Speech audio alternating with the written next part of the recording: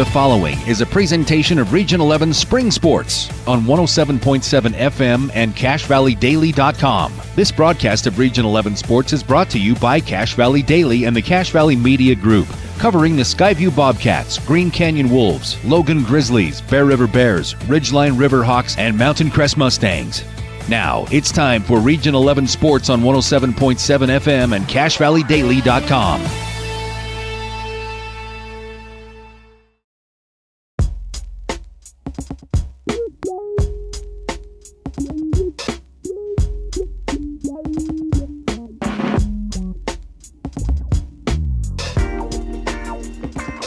Welcome back into another edition of Region 11 Spring Sports here on 100.9 Light FM and 104.5 The Ranch. I'm Stockton Jukes, joined by Jacob Pitcher here at Green Canyon High School for what is just about sure to be the Region 11 title decider. Green Canyon and Ridgeline tied at 8-2 in region. Green Canyon's massive win, 3-0 on this very field over Skyview just about 5 days ago.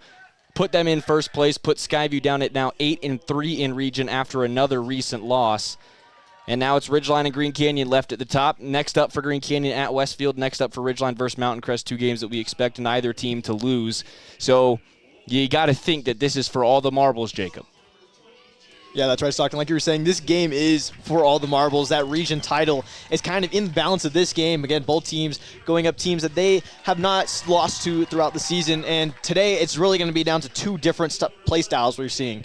Green Canyon is going to be pushing on the attack, wanting to score those goals. As for Ridgeline, they're going to be sitting back, trying to play the best defense they can against this explosive offense. It's great offense versus great defense today. Colby Knight, back from that ankle injury. He's, again, 19 goals on the season with 6 assists and 44 points on the season. And then on the defensive end for Ridgeline, they got Crosby West out there, that junior goalkeeper, only allowed 10 goals this season with a .77 goals against average. So, again, two of the best from two different sides. It's going to be a battle right here in the middle. A big one, a returner tonight, Colby Knight, who has 19 goals now and 6 assists on the season. But Kenan Clark, in his absence, really took over this offense. 20 goals now and 11 assists for 51 points on the season for the junior forward, who will be stepping into that role that Colby's going to be leaving behind after tonight's senior night for the Green Canyon Wolves. This team now for Green Canyon, when you look at the Region 11 standings, 12-3 overall, an 800 win percentage on the season, 800 win percentage in region, 61 goals for and only 19 goals allowed. The attack is going to be potent for Green Canyon, but 45 for Ridgeline, 10 against Ridgeline.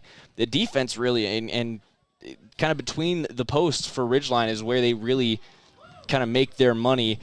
Now, coming off of 2 shutouts for Crosby West, Jacob, what do you think we're going to see early in this one? Do you think Green Canyon's going to be able to get about their attacking ways, or do you think Crosby's going to make it hard?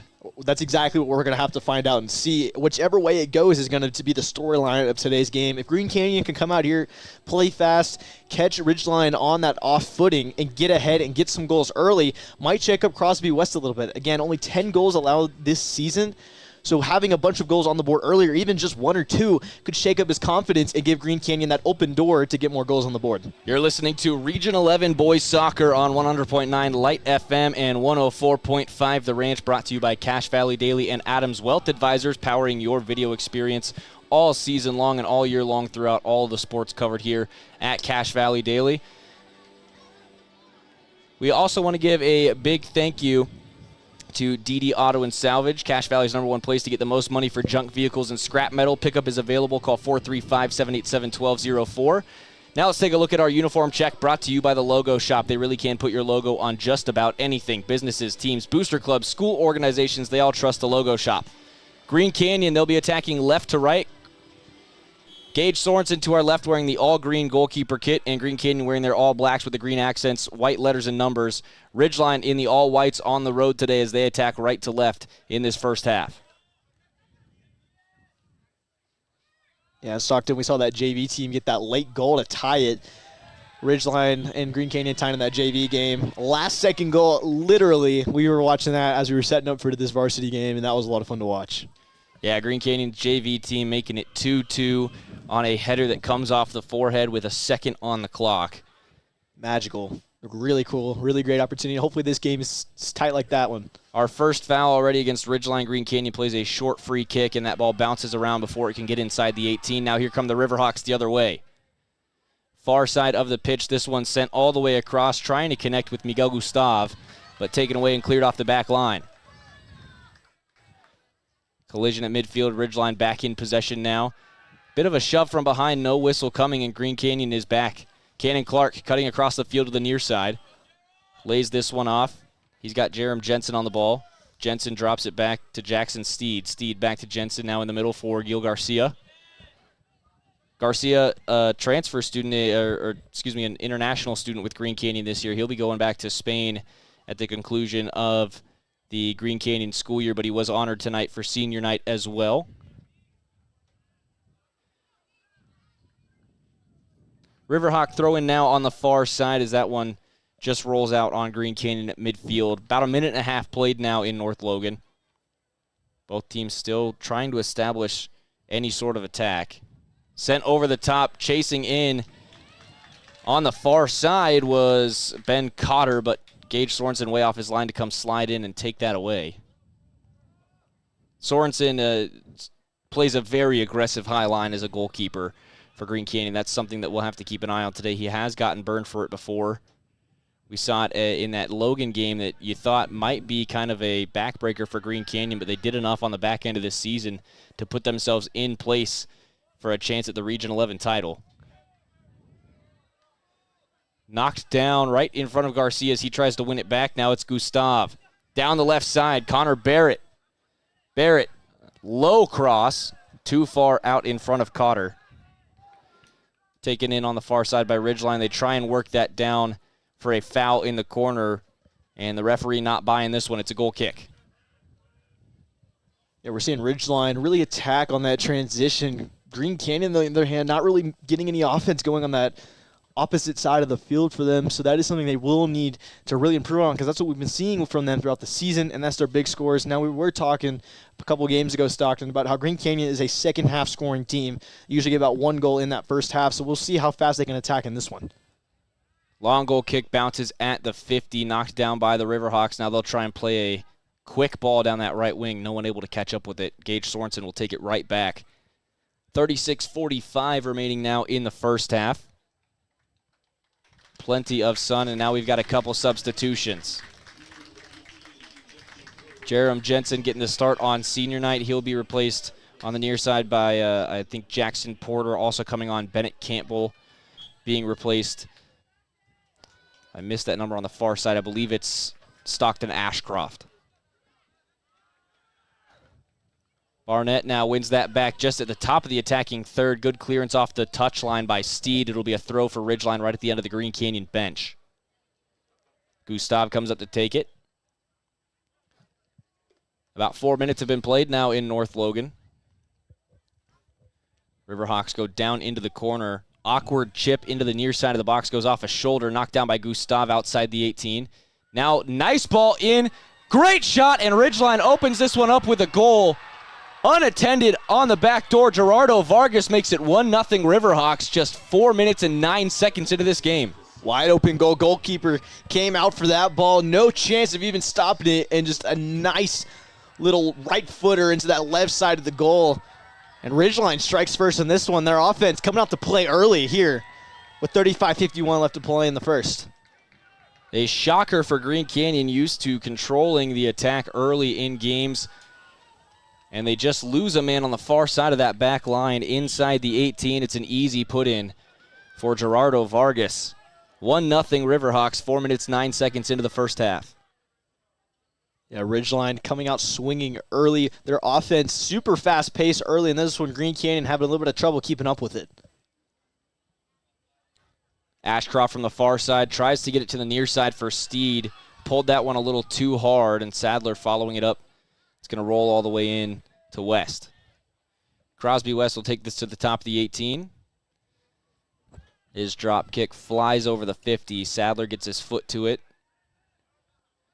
Clark takes it at midfield, gets held up just a little bit, and Garcia will get back to it, but overhit that pass right back to Crosby West. 5 minutes down here now in North Logan, 1-0 Ridgeline after an early goal. Quick combination play at the top of the attacking third. On the near side, Steed finds Garcia, top of the 18. Drops this back for Colby Knight. Thought about a left-footed shot, but that's stuffed. And Ridgeline has it now with the back line. They try and chip over the top. A long run coming from Ben Cotter on the far side, but he runs out of space. Throw for Green Canyon.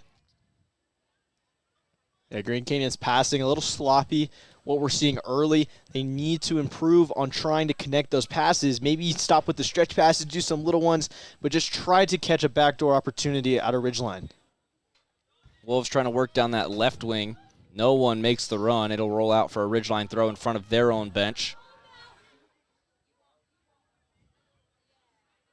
Quick throw.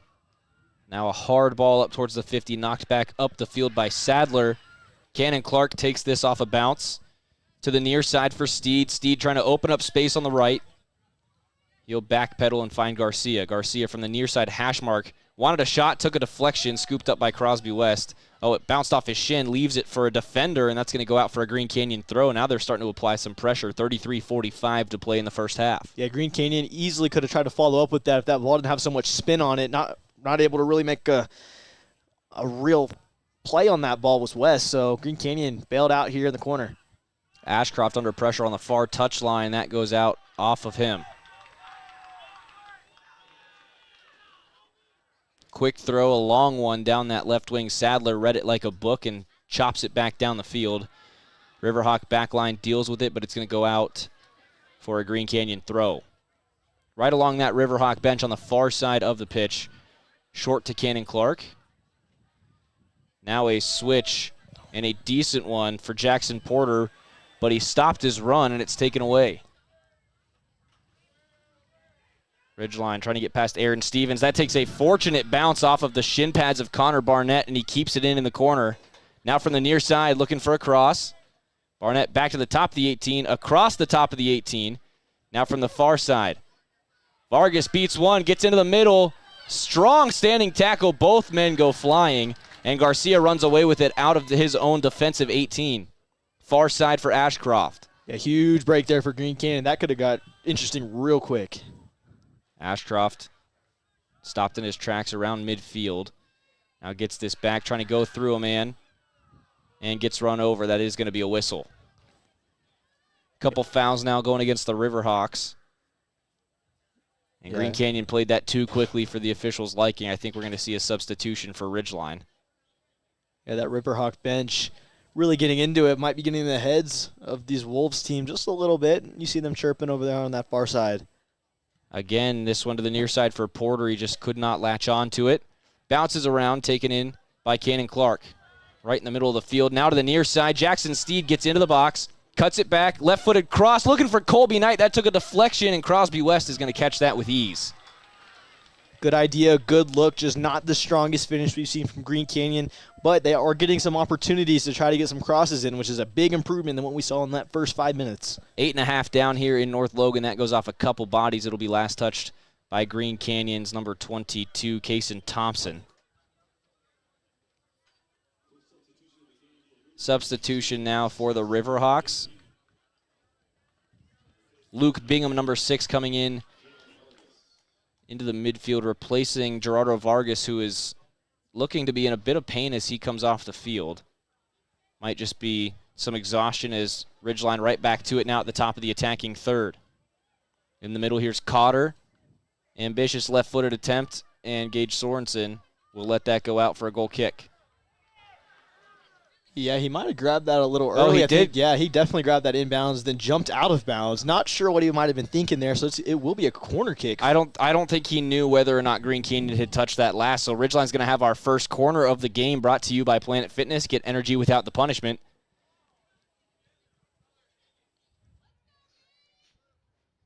Nine and a half minutes to go. Or excuse me, 9.5 minutes down here in North Logan. Bodies go flying in the box. Green Canyon's got that cleared out to the far side. Knocked down at that far touchline, Denayer Dean, the senior defender who was the hero for Ridgeline State Championship run at the Riot last spring. Another foul against Ridgeline there at the top of their attacking third. Green Canyon's going to get bailed out on defense, and we're at the 10-minute mark here in North Logan. Yeah, Ridgeline is playing super physical in this game compared to what we're seeing from Green Canyon. Green Canyon kind of is almost looking like the little brother right now. They're a lot less physical, a lot less size-wise compared to Ridgeline. So Ridgeline needs to use that to their advantage and keep pushing down the field. Clark now to the near side. He stops on a dime, trying to cut back towards the middle of the field. Took a bump, finds Sadler. Now Sadler to Garcia on the near side. In for Knight. Knight dropped back to Sadler. Now to the far side. Along for Ashcroft. Circling around. A real stagnant defense, or offense, for Green Canyon. Ashcroft picks up the double team, works down that touchline. Now a long cross in. Steed is going to chase this down and just barely, no, he cannot keep it in. It'll be a goal kick. Kind of what I just mentioned there, Stockton, but this Green Canyon team is not moving around, not trying to help their players. You know, every sport needs a little bit of movement on offense, and unfortunately, Green Canyon's not doing anything to help the person with the ball get open and make a comfortable pass. Yeah, that run again from Steed. We've seen several on this right wing, to your point, Jacob, that the runs are being made after the pass is played. It looked like Ashcroft put that where it was supposed to go. There just wasn't a shirt there. Exactly. They need to make looks happen, and they're just really stagnant on offense and not moving around to make anything happen, because it's not going to happen against this outstanding defense we see from Ridgeline.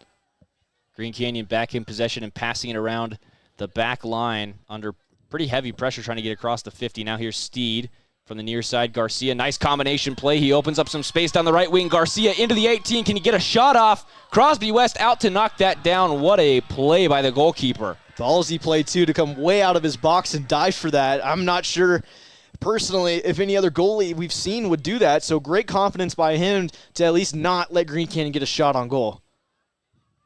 His drop kick bounces. It's headed off the wrong side. Ridgeline was making a good run with Ben Cotter to the near side of the pitch. But that ball went the wrong way, and now Gage Sorensen has it. Quick play out of the box for Aaron Stevens. Stevens to the near side. Now Sadler in the middle. Trying to switch play to the far side.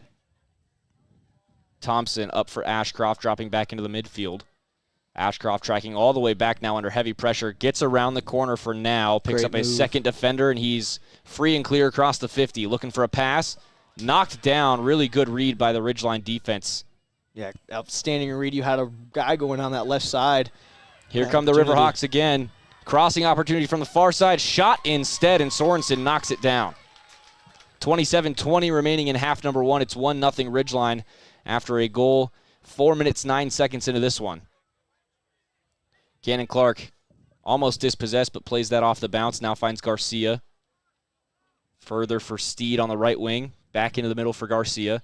And a nice give and go. Steed catches up to it on the near side touchline. Has a crossing opportunity. Cannot get through tonight. Ends up with Garcia. Garcia back into the 18. Poked away from him, and this should be a Green Canyon corner. Their first of the game, our second total. Green Canyon from the near side. It looks like they're going to send Colby Knight to take this one. 26:40 remaining in half number one. Both hands in the air from Knight. Looks like he's going to set this one up for a left-footed in-swinger. Trying to go far post, over hit that one. Stevens trying to head that back into traffic, and that'll go out for a goal kick. Yeah, nothing Stevens could have done there on that one. That ball was just way kicked way far. And as you know, we've talked about West today on this Ridgeline side behind the goal, but also Sorensen over here for Green Canyon. He has 4 shutouts this year as well. Obviously already one on the board in this one, but still a wall back there for Green Canyon. We've seen that with a couple of big stops already in this one. Another long ball down that right wing is cut out by Sadler. A little too heavy off the head for Cannon Clark, but he's now applying the pressure at the top of that attacking third. Green Canyon has had a couple good looks inside the 18 there. Haven't really been able to get anything scary on Crosby West yet. Nothing scary in West again with that big stop earlier, coming pretty much out of that inner box, getting that big stop on Green Canyon. Clark trying to use that body to get that ball back at the 50. Taken off of it with the double team. Now this ball pops free. Ashcroft sticks his foot in there and wins possession for Green Canyon. Now through the double team. Forward for Knight. Knight is onside. The flag stays down to the far side looking for the cross. Takes a deflection. Ashcroft, top of the 18, drops it back. Cannon Clark fakes right. Now tried to lay that off for Ashcroft. It'll be sent out for a Green Canyon throw. Wolves just having a hard time finding that last pass. Exactly. They're having trouble finishing and getting that ball to an opportunity to get scored. They're finding open people now. They're only just not being able to really get a proper look on the goal. Another change for Green Canyon is Jackson Steed will come off. Nixon Harris on in the back line for Green Canyon. They'll send up, looks like Jackson Porter to play more of the midfield on this right wing. 24:45 to go in the first half. Green Canyon trying to set up for the throw along Ridgeline's bench. They'll leave this for Luke Whitby. Oh, it's a free kick. Whitby sends it into the box, headed down. No one for Green Canyon on the 18 to get back to that second ball. Bouncing around now, Ashcroft applying pressure. Garcia gets up into the air, but it's a foul on Green Canyon behind that play, their first of the match. Quickly taken by Ridgeline down the right wing. Around that far side, Ben Cotter. He's got help to his left in Ethan Howes. Cotter trying to find Howes, low cross, knocked down by Aaron Stevens. Good idea. Just too many Green Canyon defenders in the way there. Ashcroft trying to get away from pressure. Nice pass to Thompson. Thompson just under hits the connection. Now a long ball into the box is easily scooped up by Sorensen. 23:45 remaining in the first half. Along the near side, Harris plays that up for Colby Knight. Tried to knock it down between the legs, but it took too hard of a kick. Another Hail Mary for Cotter. Sorensen catches that off the spin at the top of the 18. And Sorensen's going to try and wave his back line up a little bit. Green Canyon not a whole lot of time beyond the 50 so far in this first half. Nodded back to that 50. Now Ashcroft will take it across. Far side. Moving along in front of Ridgeline's bench. Trying to turn on the Jets and get around the corner. That pass played a little too early. And it's cut out again. Good head by Aaron Stevens to get that thing off the bounce. Sends it off of a Riverhawk for a Green Canyon throw. The top of their defensive third. 22:50 remaining now in the first half. Kason Thompson will take this for Green Canyon on the far side. And Ridgeline's going to move the pressure up. Yeah, Ridgeline starting to get some heavy pressure now on Green Canyon. They need to continue downfield and try to make some explosive transition plays happen. Good idea there from Cannon Clark, but a better read at midfield to knock that down with the foot from Miguel Gustav. Now he takes this one in, tries to chip that over the top, got underneath it, and we've got a whistle back at the 35. I think there may have been a little too much hand fighting from Green Canyon. Yeah, it looks like a little bit of contact there. Green Canyon probably trying to turn up the pressure on their end, just getting a little handsy. That's why we've seen a lot of calls on Ridgeline today. They're probably it was a a little too much pressure. referee interference. He plays a drop ball right there at the 35. Ridgeline back to the top of the 18 now. Cotter again trying to find a cross. Keeps it alive on that far touchline. Great takeaway from Whitby. Ashcroft now under a double team. Bouncing around, he tries to run out of that Riverhawk sandwich. He cannot get free. That ball taken away from behind by Thompson, but he can't get to it before it runs out for another Riverhawk throw. Ridgeline really taking control of this game early at Green Canyon's field, which is a field that Green Canyon has not let get away from them very many times this year. The physicality is there for the Riverhawks. They, as you see them right now in this first half, they seem like they want it more. They're running faster. They're making harder plays. They're playing more physical. As for Green Canyon, they're making a stop, but nobody's going to help that stop and get it going. Okay, they're really stagnant on offense, like they're almost playing scared. Okay, I wonder what that discussion is going to be at halftime for this team to try to turn it around. Green Canyon has not lost in North Logan in a month and a half. Their only loss at home this season was 3-2 against Weber before region play, and that pass hit too heavy from Garcia to Steed on the near side. It's another throw for Ridgeline as we are approaching the halfway point of half number one. Throw taken by Rigby for Ridgeline. Now a quick play down this near side. Great slide-in tackle there from Steed. Green Canyon doesn't have someone to get on the back end of that one. Now Garcia intercepts it. Great touch for Colby Knight. Back to Sadler. Sadler trying to find Steed on the right wing. Pulled that one a little too hard, and that is going to go last touch off of Gil Garcia. Yeah, the official's a little questionable on that call, but again, I still think it's the right one. Cannon Clark has Knight to his left. That's taken away as he made the pass. Good touch. Steed forces it through. Porter. Now this back for Nixon Harris. And the difference we're seeing right now is every time Green Canyon has the ball, there's 2 Riverhawks on them, and that's how they're able to get these stops and turn it around. Halfway through the first half now, 20 minutes to go in North Logan. Another throw for Ridgeline on the far side of the field as they keep the attacking pressure high. And it looks like we've got a Ridgeline potential substitution coming up. Sent towards the top of the 18. It's not going to make it there through the air, and Green Canyon's going to allow that to roll out on the near side for a throw. 19.5 now to play in the first half. Region 11 Spring Sports on Cache Valley Daily, 100.9 Light FM and 104.5 The Ranch, brought to you by Les Olson IT. What can a business technology partner do for you? I think we've got a handball whistle there on Ridgeline. A little bit of hand fighting as well, I think, might have been called. Not exactly sure, just a little point from the official. Something with hands, and you're not supposed to use those in this sport. 19 minutes left in the first half. Green Canyon trying to get out of their defensive half. Now Garcia will take it up the right wing. To the near side for Porter. Gets it back to Garcia. And this is where Green Canyon needs to turn that pressure on and get moving so they can get an open look on this goal. See, like that. Just out of sync there as Porter runs the wrong way.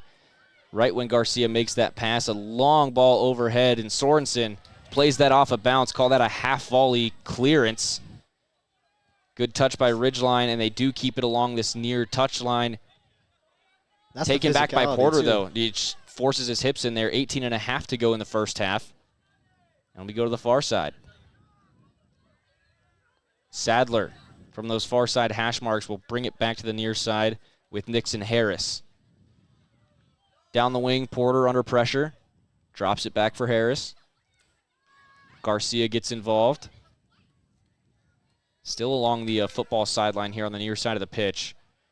First touch from Cannon Clark runs up on him, and it's taken away by Ridgeline. They cannot control it, though, at midfield. Taken right back. Far side of the field, Thompson trying to play Stockton Ashcroft in. Awkward first touch with some spin, but he does manage to get that ball to Cannon Clark. Now Porter along the top of the 18. Double team, sandwich, knocked down, no whistle. It was incidental, and they both got involved at the same time. Garcia, great stand-up tackle. Another clearance from Ridgeline headed along that 50. Both teams still fighting for it. Someone goes down now. Aaron Stevens took a big hit as they were jousting for that in the air. I think he was going up with Connor Barnett. And Barnett's going to get a talking to here. Yeah, a little bit of head-to-head contact. Could even see it from up here. Good little talking from the official. But again, that's just the physicality we're seeing from this game. Both teams really wanting to solidate themselves in that first place spot. Green Canyon really trying to force the issue into the 18 now. This will be headed out on the near side for a Green Canyon throw. And finally, they've got something going in the attacking third. And 100% something going. This is a big opportunity they need to continue and expand on. Harris on the near side. Finds Sadler. Sadler will go across for Thompson. Thompson further across. Ashcroft now on the far touchline. His first touch, not a good one. Ridgeline takes it back, but the first touch on that far side from Ethan Howes is also a little too heavy. Another Green Canyon throw with 16.5 to go. Ashcroft turns the corner. Really good foot control there. Nice. Avoids the tackle, gets it to Sadler. Now near side. Harris. Up the wing for Knight. Awkward touch there. Ball ends up with Gil Garcia. Trying to play Cannon Clark through. Really good knockdown from Alto Pirtle, but it's still now with Colby Knight. Knight on the right wing. Lays it off to the right for Porter. Porter under pressure. Drops back for Garcia. Garcia into the middle for Ashcroft. Back to Garcia. Over the top was looking for Knight. And that's caught easily by Crosby West. 15:45 to play in the first half. He's going to roll that out quickly. Riverhawks down the right wing. Pass is pulled. Whitby had it, but underhit his pass, and now Ridgeline's got an attack down the right wing. Cross available. Into the box instead, deflected right into the arms of Gage Sorensen.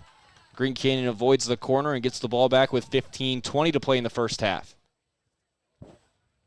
Yeah, lucky break there for Green Canyon. That really could have got back. Oh, now here's a really good run from Colby Knight on a great ball.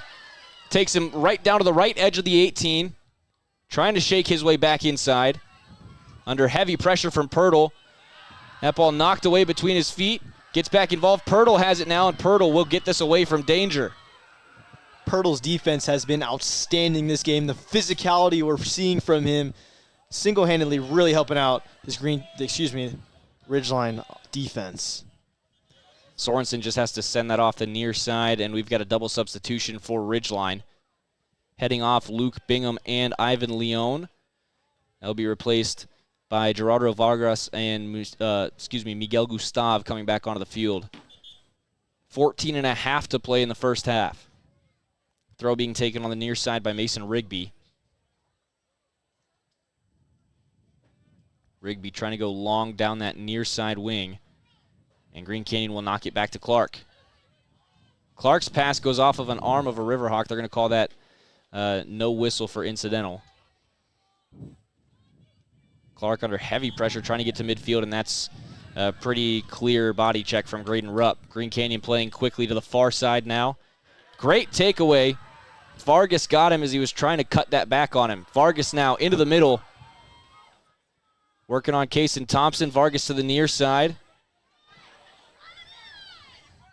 And that pass under hit as Sadler directed his defense. It's cut out. Cannon Clark hits the official, who's just standing there watching. Ashcroft now trying to chip that into the middle for Colby Knight. Didn't realize he was on the near side of the field instead. Ridgeline back to that far right wing. Crossing across the top of the 18. Awkward first touch. Knocked down now on the feet of Barnett, and he cannot get his foot wrapped around as he was falling to his right. It'll be a goal kick. This thing's getting a little physical. It is getting physical, and that's, again, both teams really wanting this win, solidifies them in the top. Ridgeline, we saw them coming out swinging early, a lot of physicality. They have not lightened up, but as for Green Canyon, they came out a little soft. Now they're starting to really add some fuel to that fire, and then you mix those two together, we see a very, very physical game. Green Canyon now with 12:45 remaining in the first half, still trailing 1-0 here on their home field for senior night. But if you're a Green Canyon Wolf, if you're the coaching staff, if you're involved at all, that foul is going to go against Cannon Clark, who fell on the ball after getting kicked. I'm not 100% sure what the officials saw there, but probably the person that initiated contact. I think it's because he fell on the ball and touched it with his hand before a whistle was blown, even though he got knocked down. Now to the near side, Rigby plays this in for Wolfley. Top of the 18, laid off for a hard shot. Blocked at the 18. Vargas was looking for his second. Never made it to Sorensen.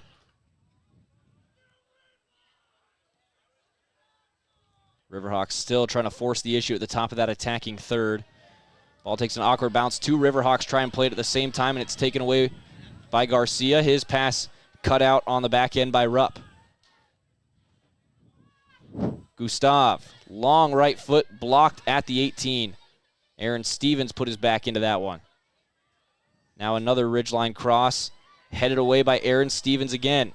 Ashcroft takes it on the bounce outside the 18, trying to drop that back, knocked out by Ridgeline for a Green Canyon throw. 11.5 to play in the first half, and Green Canyon really struggling to get into this game, Jacob. Yeah, we saw them kind of come in waves. Ridgeline came out swinging early. Green Canyon started to find some footing, and right now Green Canyon is starting to slip away again. They're going to have a pretty nice talking to at halftime. I can feel it. Great cutout again. Sadler's doing everything he can to jumpstart this attack, just not able to find anyone on the other end of those deflections. A couple bodies go flying as this one's taken in by Wolfley. His cross, heavy first touch. That shot whiffed on, and it's cleared out on the near side. That's a penalty? They call a penalty for Ridgeline. A late call penalty. Ethan Howes whiffed and fell over because he missed the shot, and they call a penalty. The whole Green Canyon bench is on their feet in disbelief, and boos are coming from the crowd. Yeah, I'm not 100% sure why that would have been called a penalty. Again, as he whiffed on the ball, and now Green Canyon in a very bad spot as the official goes to talk with one of he's having a conference with the second official on that far side of the field. They'll talk about it. 10:42 remaining in the first half. The clock has been stopped. The decision is no penalty. That's the right call. And I think the sideline judge there on that far side, the line judge, saw that it was just kind of a missed shot. Ridgeline obviously not super stoked about that call, but it is the right call. Again, it was a whiffed kick, and the ball should be given back to Green Canyon here. It's going to be played as a drop ball at the top of the 6 for Sorensen, and he'll scoop that up immediately. Clock continues to run, 10:40 remaining in the first half. Still 1-0. Ridgeline leading here on the road. Both these teams looking to lock down the Region 11 title with a win.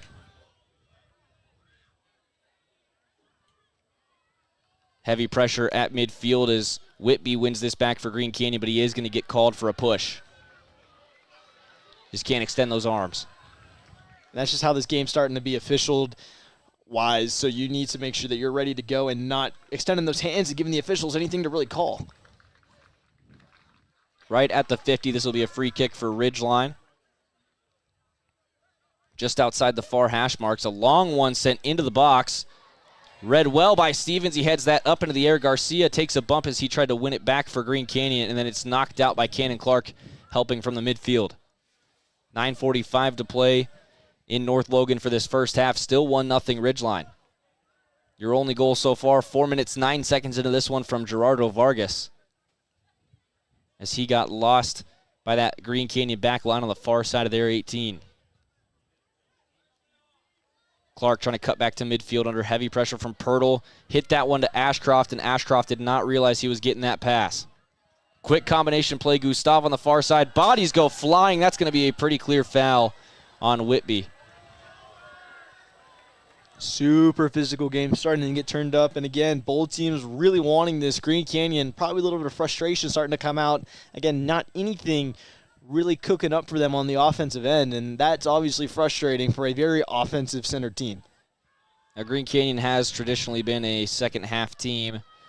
We've seen it at times this year, but they've also struggled to get back into games in the second half when they've not been in a decent position, and trailing here at halftime against Ridgeline for what should very well decide the Region 11 title. That's a lot of pressure to deal with. Nice header off that free kick for Ridgeline. That was a dangerous cross, and Green Canyon's back line deals with it. Garcia knocks down the pass attempt. Ashcroft now at midfield. Has to stop under a double team, finds Clark. Now the Wolves will try and break. Garcia from the near side. His pass deflected. And he tried to pass it to Kason Thompson, who's waiting to sub on. Now I think Thompson will sub on for Jackson Porter on the near side. And Porter will drop back into a defensive role, sending Jackson Steed further up that right wing. 8 minutes to go in the first half. It's still 1-0 Ridgeline. And Green Canyon hasn't really had a ball inside the 18 more than once in the last 15 minutes. Colby Knight comes in and makes a nice interception at midfield. Underhits the pass to Ashcroft. And now it's taken back again. Gustav on the far side, trying to chip over the top. Stevens heads it back up the field. It'll end up right back with Gustav on the far side. Another cross. This one a little bit lower, cut out again. Ashcroft knocks it down off the hip, trying to break out of that defensive third. Ball ricochets out. Garcia to the far side for Thompson. Thompson down that left wing looking for Colby Knight. Can't run onto it. It's sent way out. And the tennis court, it's way out there. Quick throw in now. Cannon Clark finds Gil Garcia. Garcia trying to play that through the middle for Ashcroft. That pass deflected and taken back by Pirtle. There's Pirtle again, the defensive gem for this team. He has been the name we've been talking about over and over. He is a lot larger than most of the players on this Green Canyon team, and he's able to just put his body in between them and the ball and take that ball back for Ridgeline. Howe's first touch goes out of play. Another Green Canyon throw. They're trying to go quickly. Cannon Clark works into some space. Now lays one out for Colby Knight! Crosby West with the save. It's deflected out off the back line. A sliding save from, I think, who is that? I can't see the number. They're pretty small for Ridgeline today. It looks like number 19, Jace Johnson. Or is it Mason Rigby? One of the two. I think it's Mason Rigby, number 18. Yeah, number 18. Corner for Green Canyon, headed out. It'll be a throw now at the top of the 18 on the far side of the pitch. What a huge stop. Goal line clearance there for Ridgeline. It looked like Crosby West didn't even get a piece of it. Colby Knight shoved into that one. That's going to be a free kick for Green Canyon as that goes out off the far touchline. Ridgeline's bench not thrilled with the call. 5:49 to go in the first half. Yeah, Ridgeline's bench has been very vocal on that side of the pitch today, getting into the heads probably a little bit of these Green Canyon players, but Green Canyon staying focused, not jarring back. Again, liking the cleanliness of this game that we've been seeing. Whitby, free kick from the far side, goes right at that post, just misses. That almost bounced in. It was an attempted cross, and it almost bounced in through the near post. Instead, it's going to be Crosby West. Now, this is where Green Canyon needs to keep applying the pressure on Ridgeline, try to get another big opportunity like they just saw for the opportunity to get at least one more, or at least get one on the board this half and go in with a fresh start next half. Goal kick is headed back up the field by Garcia. Cannon Clark runs onto it, can't make the pass to the midfield for Colby Knight, and then Garcia knocks down another pass from Ridgeline. Still Green Canyon trying to force it into the attacking third. Jousting for it. Awkward bounces all around. Finally, a Riverhawk clears this across the 50. Awkward bounces off some heads. Kaysen Thompson gets to it. Bounces off a Riverhawk again. Thompson knocked down. Still in danger. Ridgeline's going to get to this one on the far side.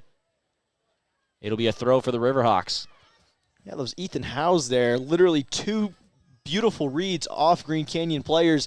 Bounced back, kept going on the offensive end, and then let it roll out. Great reads by him. Some headers that kept it in. This throw will be taken by Connor Barnett on the far side. Looks like he's trying to get a little bit of a run up. Launches it in towards the box, headed down by Stevens. And Ashcroft is going to try and get his way towards the middle of the field.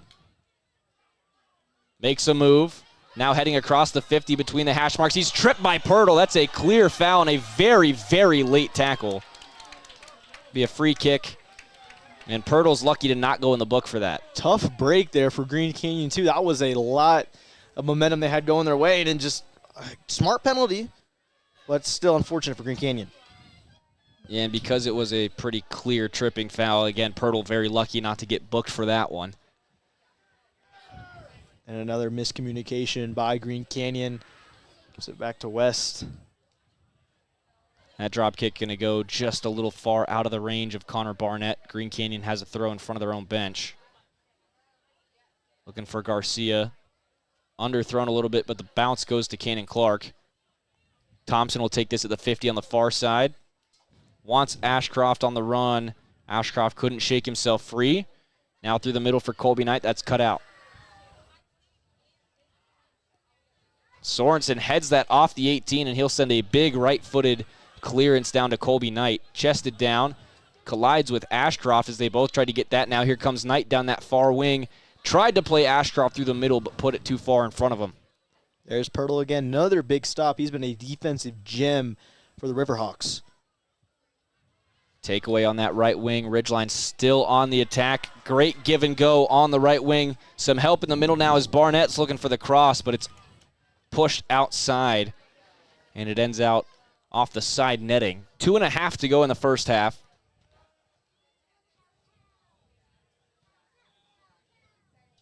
Sorensen's goal kick going to come from the near side. Green Canyon really looking for a boost of momentum in whatever form in these last 2 minutes. And to be honest, they have had that with those two pretty good offensive runs down the pitch, but unfortunately just not able to finish it off. Good work by Steed just to keep that alive. Had to hit it heavy. Now Colby Knight off a deflection. Finds Steed again. Here's Garcia. Garcia asking for help. He'll switch the play to Thompson on the far side. Thompson up to Ashcroft. Ashcroft, nice back heel. Can't get around the corner, and he runs out of space. Good body position there from Dylan Jones, the senior defender.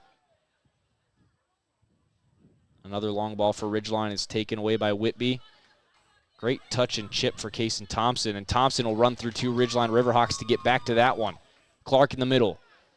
Garcia through the middle for Knight. His first touch spins up on him, but he keeps control. Cuts to the far side, now trying to go through the middle for Ashcroft. It's knocked down. Pirtle has it again on the far side. And Pirtle launches that all the way down. Sorensen will play that just outside the box and bring it inside so we can scoop it up. 1:05 remaining in the first half as we approach the Young Toyota, Young Honda halftime break. Still 1-0 Ridgeline. It's been almost 36 minutes now since we've had a goal. Another pass under hit for Cannon Clark down the right wing. Ridgeline takes this one in at the top of their attacking third. Here's Leone trying to get away from the pressure. He'll have to drop it back. Ashcroft moving that pressure up. And Thompson overruns one. Then Thompson gets tugged down.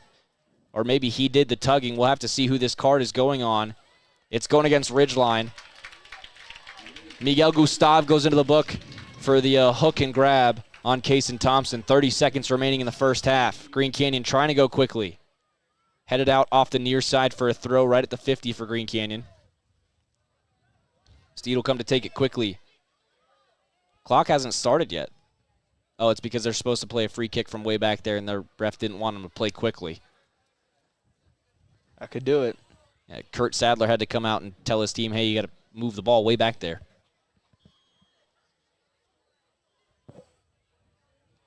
Big right foot looking for the Hail Mary. A little bit of a push there as well.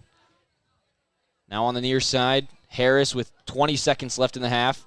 Overhit that one for Clark, headed back up to midfield. Leone with the overhead kick, clearance, maybe a pass. Kason Thompson takes a bump as Ridgeline latches onto that one. Harris will get a clearance off. And an errant volley attempt is going to go off the far side. Ridgeline takes their 1-0 lead into halftime. Now as we enter our Young Toyota, Young Honda halftime break, Jacob, give me your thoughts on that first 40. This has been Ridgeline's contest. It exactly has been. Ridgeline is really the team on the pitch right now that wants to be here. The physicality has been here for that whole half. They are here to play. They're using their physicality. They're finding open people. As for Green Canyon, they are not able to find open people on that offensive end. They're very stagnant on offense, looking almost lost, I guess you could say. It's a big game here, going for that Region 8 title. And again, it is really just going to come down to the second half. Is Green Canyon going to come out and be that second half team that we know they can be, or are they going to come out here and play super stagnant offense like we keep seeing? Again, Petrie on defense for Ridgeline. He has just been an absolute stud over there. If I'm Green Canyon, I am hitting the ball on the complete opposite side of the pitch than he's on and try to get past him, because that has been that wall. It's basically single-handedly for Ridgeline. So again, Green Canyon needs to really turn up the energy and get that momentum back on their side and just be that second half team that they know they are. For 100 years delivering an exceptional customer experience, think young, drive young. You're listening to Region 11 Soccer on 100.9 Light FM and 104.5 The Ranch. If you're streaming along with us on Cache Valley Daily or on YouTube, your video experience is powered by Adams Wealth Advisors. You can expect specific guidance from advisors who adhere to principles of honesty, professionalism, and integrity. Visit AdamsWealthAdvisors.com. Stockton Jukes here with Jacob Pitcher from North Logan, Utah. We'll be right back for the second half of action. The Riverhawks taking a 1-0 lead into this break. Do the varsity Wolves have the same kind of second half magic that the JV Wolves did just a little bit ago? We'll find out in just a moment.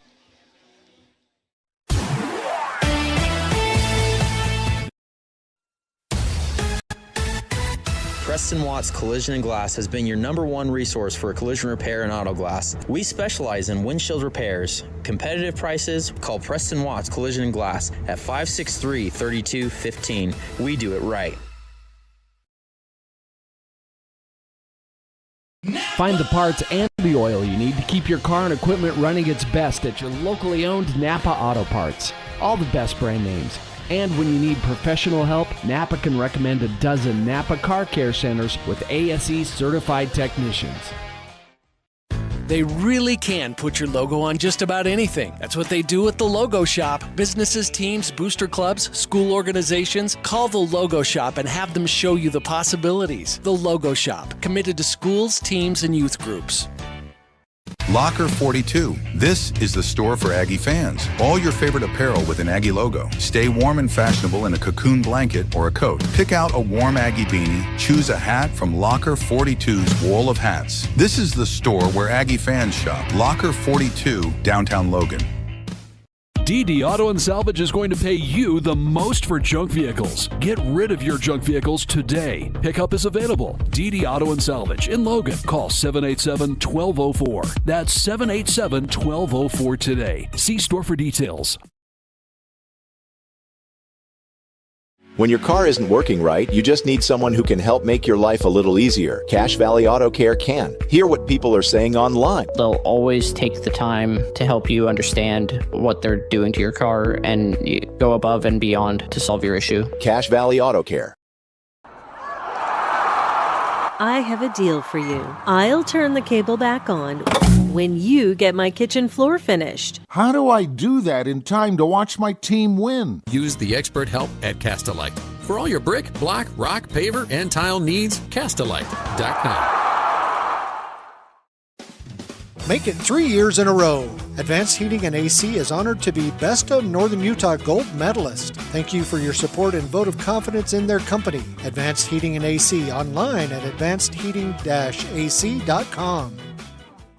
From what's happening in local political elections, to breaking news, to photo galleries and replays of the latest games. If it's happening in our community, it's on CacheValleyDaily.com and the Cache Valley Daily app. Local, relevant news on CacheValleyDaily.com. Green Canyon High School would like to say thanks to all their Alpha sponsors for supporting Green Canyon sports this year. For a list of sponsors and other athletic information, visit greencanyonhighschoolathletics.org.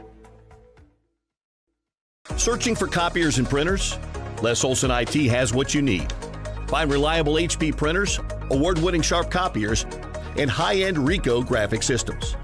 Les Olson IT. Great Basin Graphics has quality screen printing, detailed embroidery, and award-winning graphic designers. The right look, the right design, the perfect fit. Get noticed with GBG. Get your order in today for spring products. Google Great Basin Graphics for screen printing and embroidery. 966 West 400 North in Logan.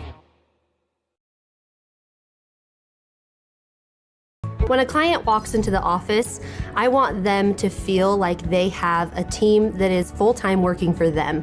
We really start from the ground up, setting our goals, understanding your situation, and then building the plan to maximize that quality of life. Visit Adams Wealth Advisors. Preston Watts Collision and Glass has been your #1 resource for collision repair and auto glass. We specialize in windshield repairs. Competitive prices, call Preston Watts Collision and Glass at 563-3215. We do it right. Find the parts and the oil you need to keep your car and equipment running its best at your locally owned Napa Auto Parts. All the best brand names. And when you need professional help, Napa can recommend a dozen Napa Car Care Centers with ASE certified technicians. They really can put your logo on just about anything. That's what they do at the Logo Shop. Businesses, teams, booster clubs, school organizations, call the Logo Shop and have them show you the possibilities. The Logo Shop, committed to schools, teams, and youth groups. Locker 42. This is the store for Aggie fans. All your favorite apparel with an Aggie logo. Stay warm and fashionable in a cocoon blanket or a coat. Pick out a warm Aggie beanie. Choose a hat from Locker 42's wall of hats. This is the store where Aggie fans shop. Locker 42, downtown Logan. DD Auto and Salvage is going to pay you the most for junk vehicles. Get rid of your junk vehicles today. Pickup is available. DD Auto and Salvage in Logan. Call 787-1204. That's 787-1204 today. See store for details. When your car isn't working right, you just need someone who can help make your life a little easier. Cache Valley Auto Care can. Hear what people are saying online. They'll always take the time to help you understand what they're doing to your car and go above and beyond to solve your issue. Cache Valley Auto Care. I have a deal for you. I'll turn the cable back on when you get my kitchen floor finished. How do I do that in time to watch my team win? Use the expert help at Castelite. For all your brick, block, rock, paver, and tile needs, Castelite.com. Make it 3 years in a row. Advanced Heating and AC is honored to be Best of Northern Utah Gold Medalist. Thank you for your support and vote of confidence in their company. Advanced Heating and AC, online at advancedheating-ac.com. From what's happening in local political elections, to breaking news, to photo galleries and replays of the latest games. If it's happening in our community, it's on CashValleyDaily.com and the Cache Valley Daily app. Local, relevant news on CashValleyDaily.com. Green Canyon High School would like to say thanks to all their alpha sponsors for supporting Green Canyon sports this year. For a list of sponsors and other athletic information, visit greencanyonhighschoolathletics.org. Searching for copiers and printers? Les Olson IT has what you need. Find reliable HP printers, award-winning Sharp copiers, and high-end Ricoh graphic systems. Les Olson IT. Great Basin Graphics has quality screen printing, detailed embroidery, and award-winning graphic designers. The right look, the right design, the perfect fit. Get noticed with GBG. Get your order in today for spring products. Google Great Basin Graphics for screen printing and embroidery. 966 West 400 North in Logan. When a client walks into the office, I want them to feel like they have a team that is full-time working for them. We really start from the ground up, setting our goals, understanding your situation, and then building the plan to maximize that quality of life. Visit Adams Wealth Advisors. Preston Watts Collision and Glass has been your #1 resource for collision repair and auto glass. We specialize in windshield repairs. Competitive prices, call Preston Watts Collision and Glass at 563-3215. We do it right. Find the parts and the oil you need to keep your car and equipment running its best at your locally owned Napa Auto Parts. All the best brand names. And when you need professional help, Napa can recommend a dozen Napa Car Care Centers with ASE certified technicians. They really can put your logo on just about anything. That's what they do at the Logo Shop. Businesses, teams, booster clubs, school organizations, call the Logo Shop and have them show you the possibilities. The Logo Shop, committed to schools, teams, and youth groups. God knows. I am reincarnated. I was stargazing. Life goes on. I need her, my babies.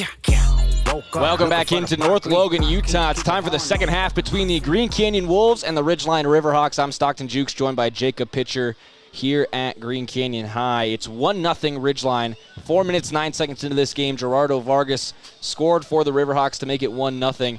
We haven't had any back of the net action since then, but Ridgeline has been threatening almost this whole game. Green Canyon, a couple looks into that box, but really struggling to make that final pass as we get started with our second half on the back end of the Young Toyota, Young Honda halftime segment. And Green Canyon going right after it. Ashcroft got that off the wrong part of the head, though. It'll be a Ridgeline throw on the near side. Riverhawks going left to right across your radio dial in the second half. Green Canyon going right to left. Ashcroft knocks that down for Thompson. Great play by Clark to work that through the middle, and then that's a huge foul by Gerardo Vargas, who reached in, and he's going to go in the book. A good second and a half late. Vargas just threw the hips in there. And Ridgeline's physicality putting them in the book immediately. Vargas is going to have to go off the field for a bit. You know, I'm only 30 seconds into this half, Stockton, but it already looks like a completely different Green Canyon team we're seeing. They're already connecting all the passes. Again, it's only been a couple, but they're connecting, and now they have their first real look at the half, almost as much as they had in the first half. So already a big chance to capitalize here. Now a big cross into the box, header over the crossbar. It was going to be wide off the right side anyway, but Crosby West came off his line and couldn't locate that ball. Green Canyon kind of seeming like they're more together in this half, already connecting their passes, staying coordinated, staying with each other. I know they had a pretty good talking to at halftime. Stockton, we're seeing Coach down there during halftime talking to his team. Green Canyon, though, needs to keep up the tempo throughout this half. Quickly now, Ridgeline working down this near side. Gustav back on the field. Playing it down that right wing, just could not connect with his intended target. It'll be a Sorensen goal kick. A little over a minute now has been played in the second half. Quickly from Sorensen.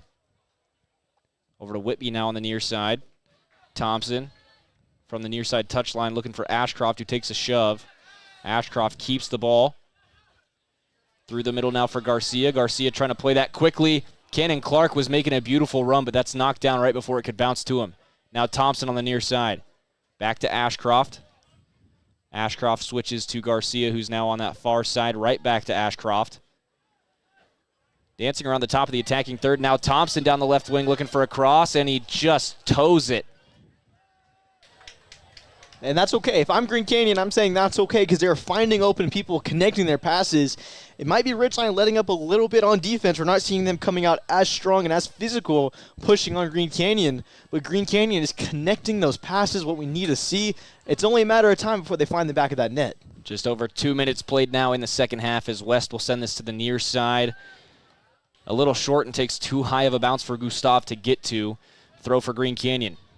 Shortly for Cannon Clark, but a heavy touch works that away from him.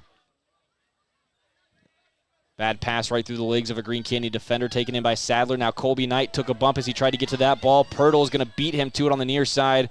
Knocks it down for a second. Pirtle has it on the near touch line.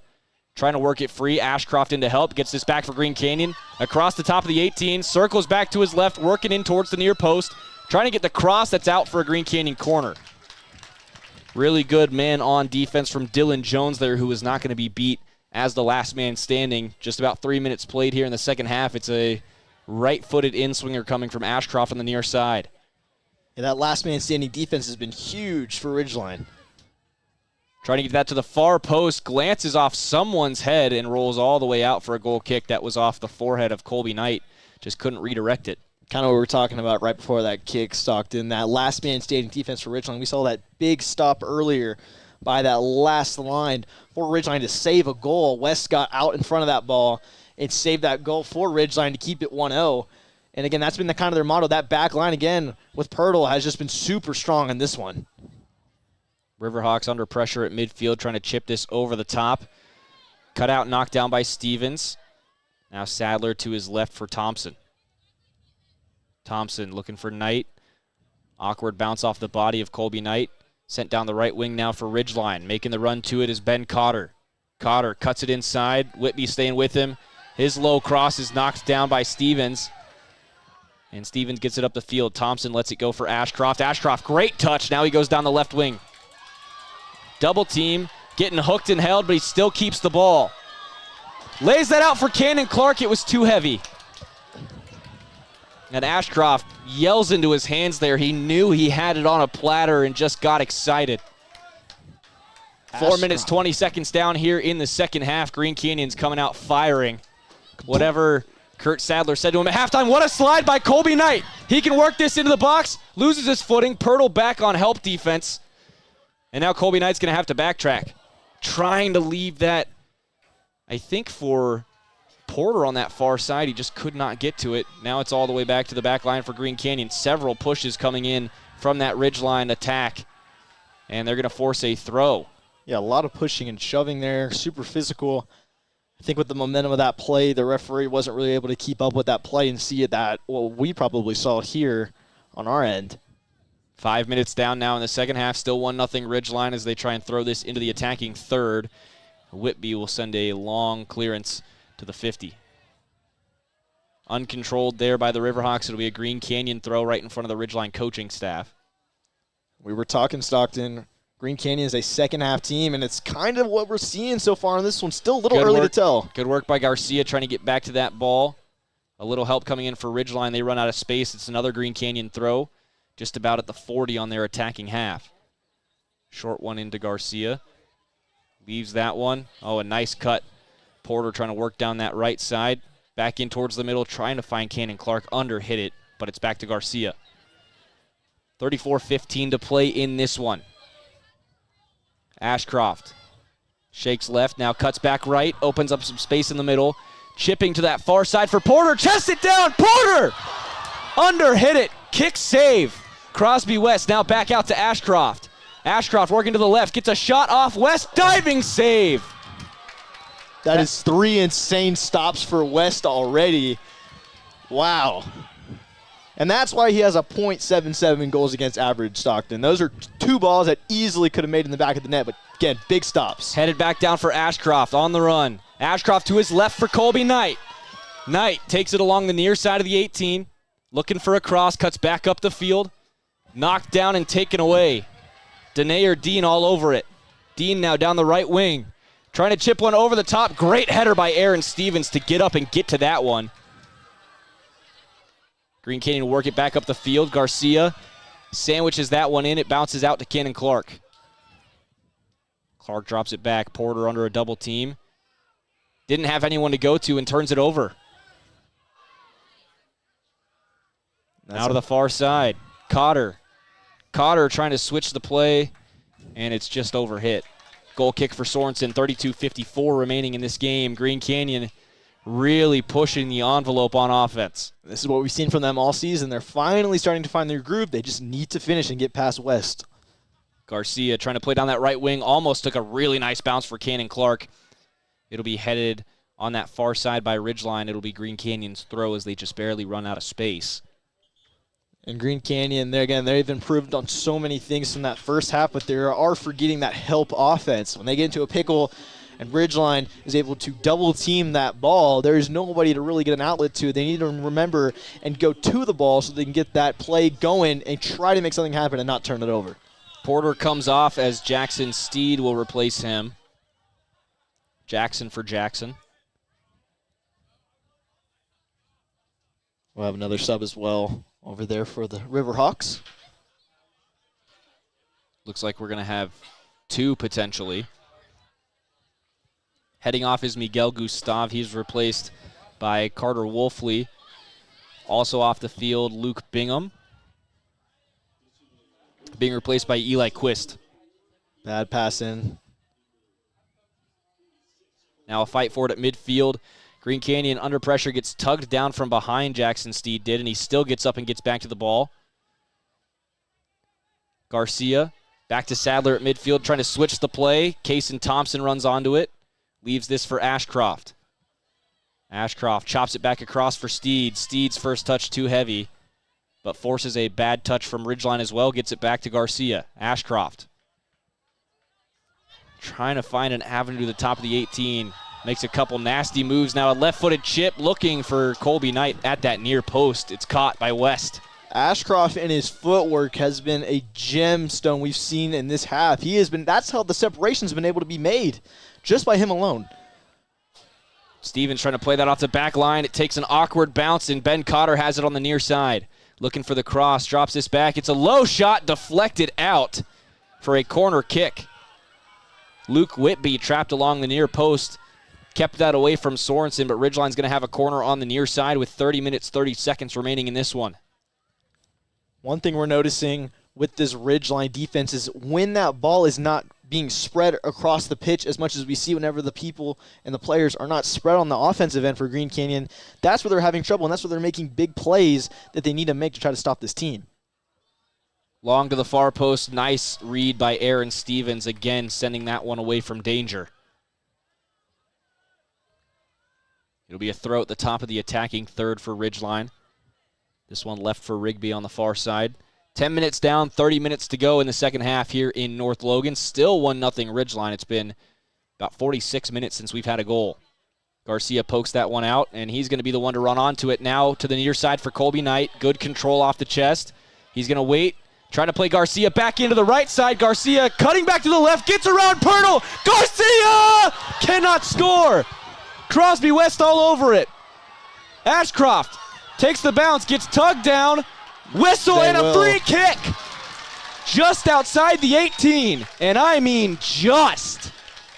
Oh my goodness, there's Ashcroft again with the footwork, almost getting by. And how about West? Another huge stop to keep Green Canyon with a donut on the board, but now is a big opportunity for them. And looks like we are a little bit of confusion on the Green Canyon side. Looks like it will be taken by number 11, Cannon Clark. Wow, this is what a 19 sequence. yards from goal, just outside the near side hash marks. It is going to be Cannon Clark on it. 4-man wall for Ridgeline. He's going to have to go around to the far post.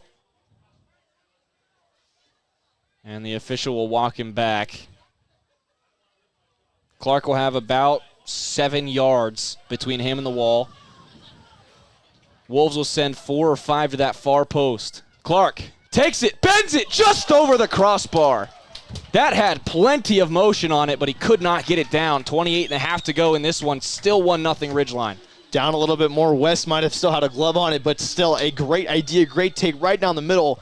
Again, West coming up big once again for the Riverhawks. But as for Green Canyon, they got that momentum on their side. They're ready to play. Still down by 1, though, Stockton. They need 2 more at least to try to walk away with the win here. 8:10 p.m. just passed here in North Logan. Sun is just about gone. And we've got 28 minutes remaining in what is likely the Region 11 title decider between the two teams in first place. Riverhawks leading this one 1-0 right now. Stevens goes down behind the play, limping a little bit on that right leg, but he is back up. Garcia into the middle for Cannon Clark. Clark rushing to the near side. Gets around a couple, takes a bump, but that is going to go all the way back to Ridgeline's back line. On the near side, Braxton Perry. Great slide from Cannon Clark, wins it back for Kason Thompson. He'll drop it back for Ashcroft. Ashcroft from the near side. Finds Sadler. Sadler will switch play. Again, drop back for Garcia, back to Sadler. In the middle, Sadler distributing. Finds Ashcroft. Cuts to his right. Ashcroft looking for a window. He's going to have to go to Garcia instead. Gil Garcia, long shot. West goes down to save that one. 27 minutes remaining, and Crosby West finally being challenged by this Green Canyon attack. Being challenged for sure. Again, only 10 goals allowed this season for him. He's a wall back there, and he's showing it right now. Garcia plays this off a bad first touch from Ridgeline. He'll hit the brakes for a second, trying to find Cannon Clark, but did not hit it hard enough. Now through the middle. Graydon Rupp lays it off the left wing. And a nice step-through interception from Nixon Harris. 26.5 to go. I think this is going to be a Ridgeline corner. Yeah, it will be a corner kick for Ridgeline. It just barely missed that corner flag. 26:20 remaining. From the far side, this will be a right-footed in-swinger.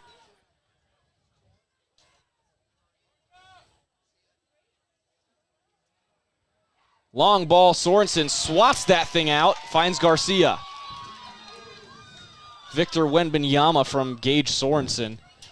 Ashcroft gets tripped up there on the turf, and Ridgeline will take this down to the near side. 26 minutes remaining. Bad pass goes out of play. Straight out of bounds. Interesting throw spot in, but no call by the official.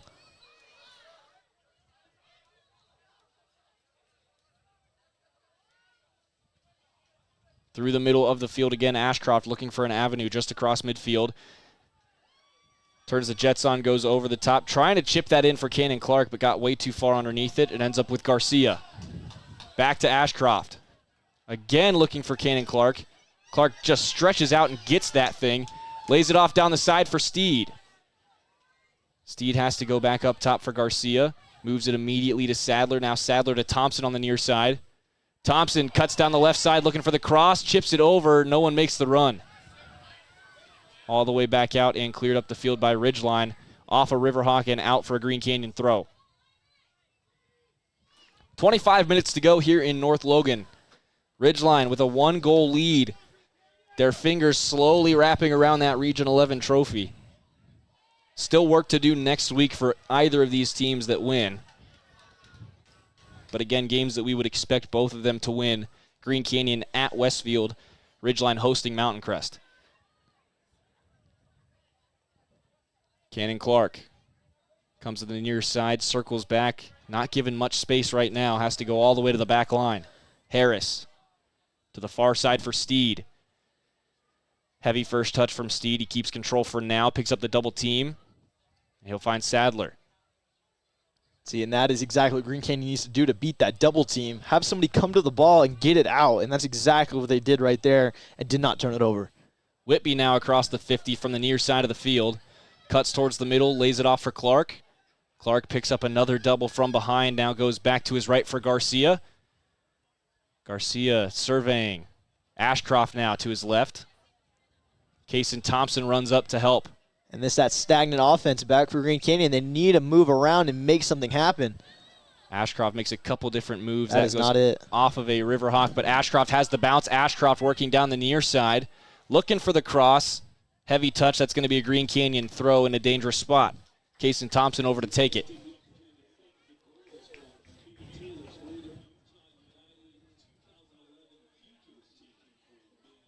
Thompson.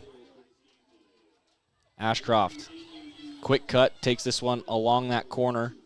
Trying to find a way into the box. Over to Thompson. Thompson further up for Sadler. Right back to him.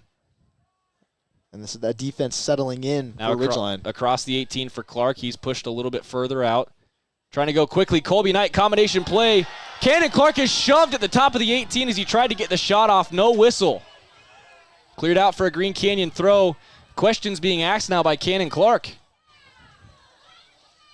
Took a pretty big hit from behind as he tried to receive that return pass from Colby Knight, and he is not happy with the explanation he just got. I don't blame him either. Not the most physical hit we've seen, but still enough that should have warranted a call. Especially from behind. And in this type of game scenario, what has been called throughout this game. Garcia to the far side hash marks, gets it back to Sadler between them. Now Ashcroft outside on the left. Ashcroft cuts to the middle. Opens up a window, takes the shot. West with a save at the far post. There he is again. West, big stop here. Now Green Canyon needs to keep the pressure on, keep that offensive momentum their way. Long ball down the left wing is only close to Nixon Harris, but he sends it out for a Ridgeline throw. And we're going to have a couple substitutions for Ridgeline. Coming back into the game is Ben Cotter. He'll replace number 4, Eli Quist. And heading up front, replacing number 13, Ethan Howes. That's Luke Bingham. No, excuse me, it looks like Bingham dropped back towards the midfield. Ridgeline's going to shift up. They'll have Leon play at midfield on the left wing, and then further up it's still Connor Barnett. Garcia under pressure. That one goes out for a Ridgeline throw. 21 minutes, 20 seconds remaining here in North Logan. Intercepted off the throw, but a bad first touch gives it back. Stevens trying to recover. Now laid off to the right side. Chipped right back across. Headed away, headed towards Sorensen. That was dangerous, and Luke Whitby saves the day. Not sure what the idea was there. 21 minutes left. It's another Ridgeline throw. Bad entry pass there off the bottom of the cleat. Now Cannon Clark through the middle for Knight. Knight leaves it for Kason Thompson. Thompson given space to get across the 50. Now goes to Garcia to his right. Garcia over to Jackson Steed. Steed back to Garcia. Colby Knight through the middle. Cuts to his left, chipped over the top for Garcia. Garcia punches that forward. Cannon Clark a little too far behind. Whitby at the 50. Leaves it for Harris. Harris for Garcia through the middle. Garcia trying to get away from that pressure from Leone. He cannot. With this heavy pressure right now, if I'm Green Canyon, I'm finding Ashcroft and letting him work his magic and try to make some separation to make something happen. Sadler takes a clip from behind there. That's going to be a foul whistled against Connor Barnett. Which is interesting how that is called and how our play in the box, yeah. Yeah, exactly halfway through the second half now. 20 minutes remaining in this contest. Green Canyon trailing 1-0, and another tug foul there. That's going to go against Graydon Rupp. Yeah, interesting. Our calls now comparison to what we have seen inside that box earlier, Stockton, with that crucial call that could have changed this game. Much tighter leash on the defenders, it would seem. Long ball in from Whitby, off the head of Rupp, and out for a Green Canyon throw. Substitution now for the Wolves. They're going to bring back in Jackson Porter. He's going to replace Kason Thompson on the near side. Porter will take the throw now for Ashcroft. Drops it in for Ashcroft. Tries to get it right back to Porter, who gets knocked down at the near side, and that's going to be a Green Canyon throw because of the pressure from behind from Cotter. No, they call a foul on Cotter. It's a free kick. Ashcroft into the box. Header on from Colby Knight. Just missed the far post.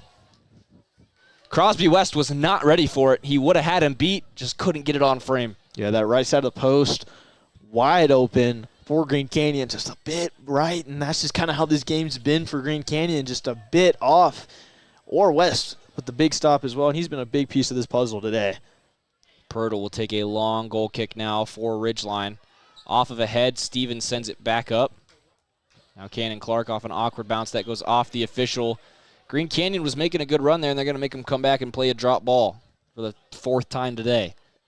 Official has taken a couple balls off his legs, and I'm not sure if that one should have been there, but it is, and we are underway again. Cannon Clark, nice move. Gets shoved, and he is going to win the foul there. It's another one against Graydon Rupp, and he's probably going to have to be careful from here on out. Now Rupp still giving Garcia some flack.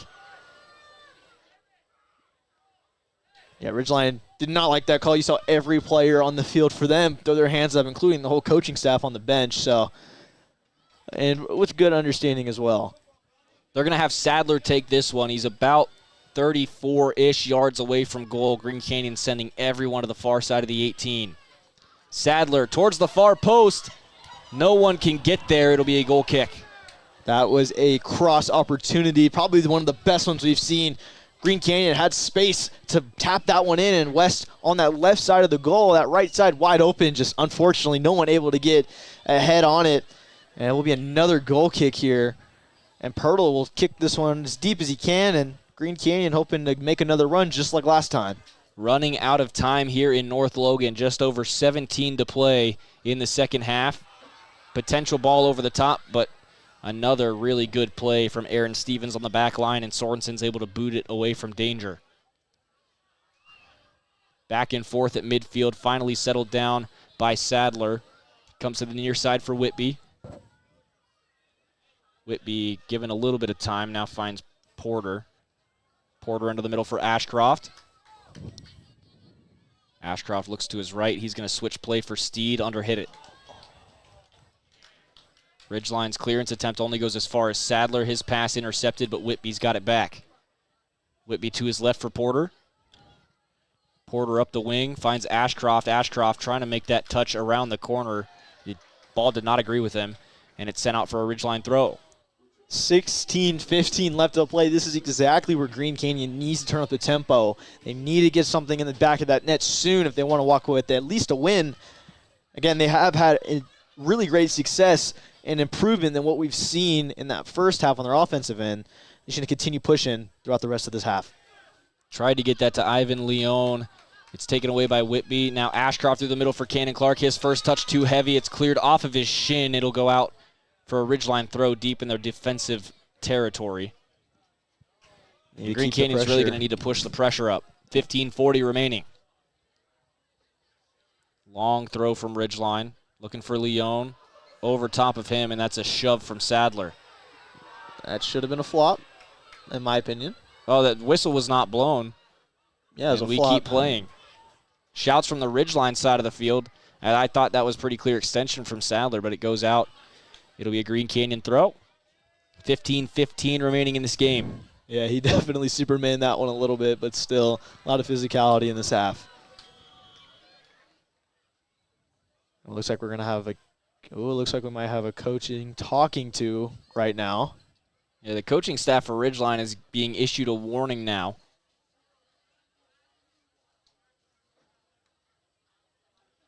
As the official not too happy with some of the things that he heard from that side of the field just a moment ago. Clock back in motion now. 15 minutes remaining in the ballgame. 1-0 Ridgeline.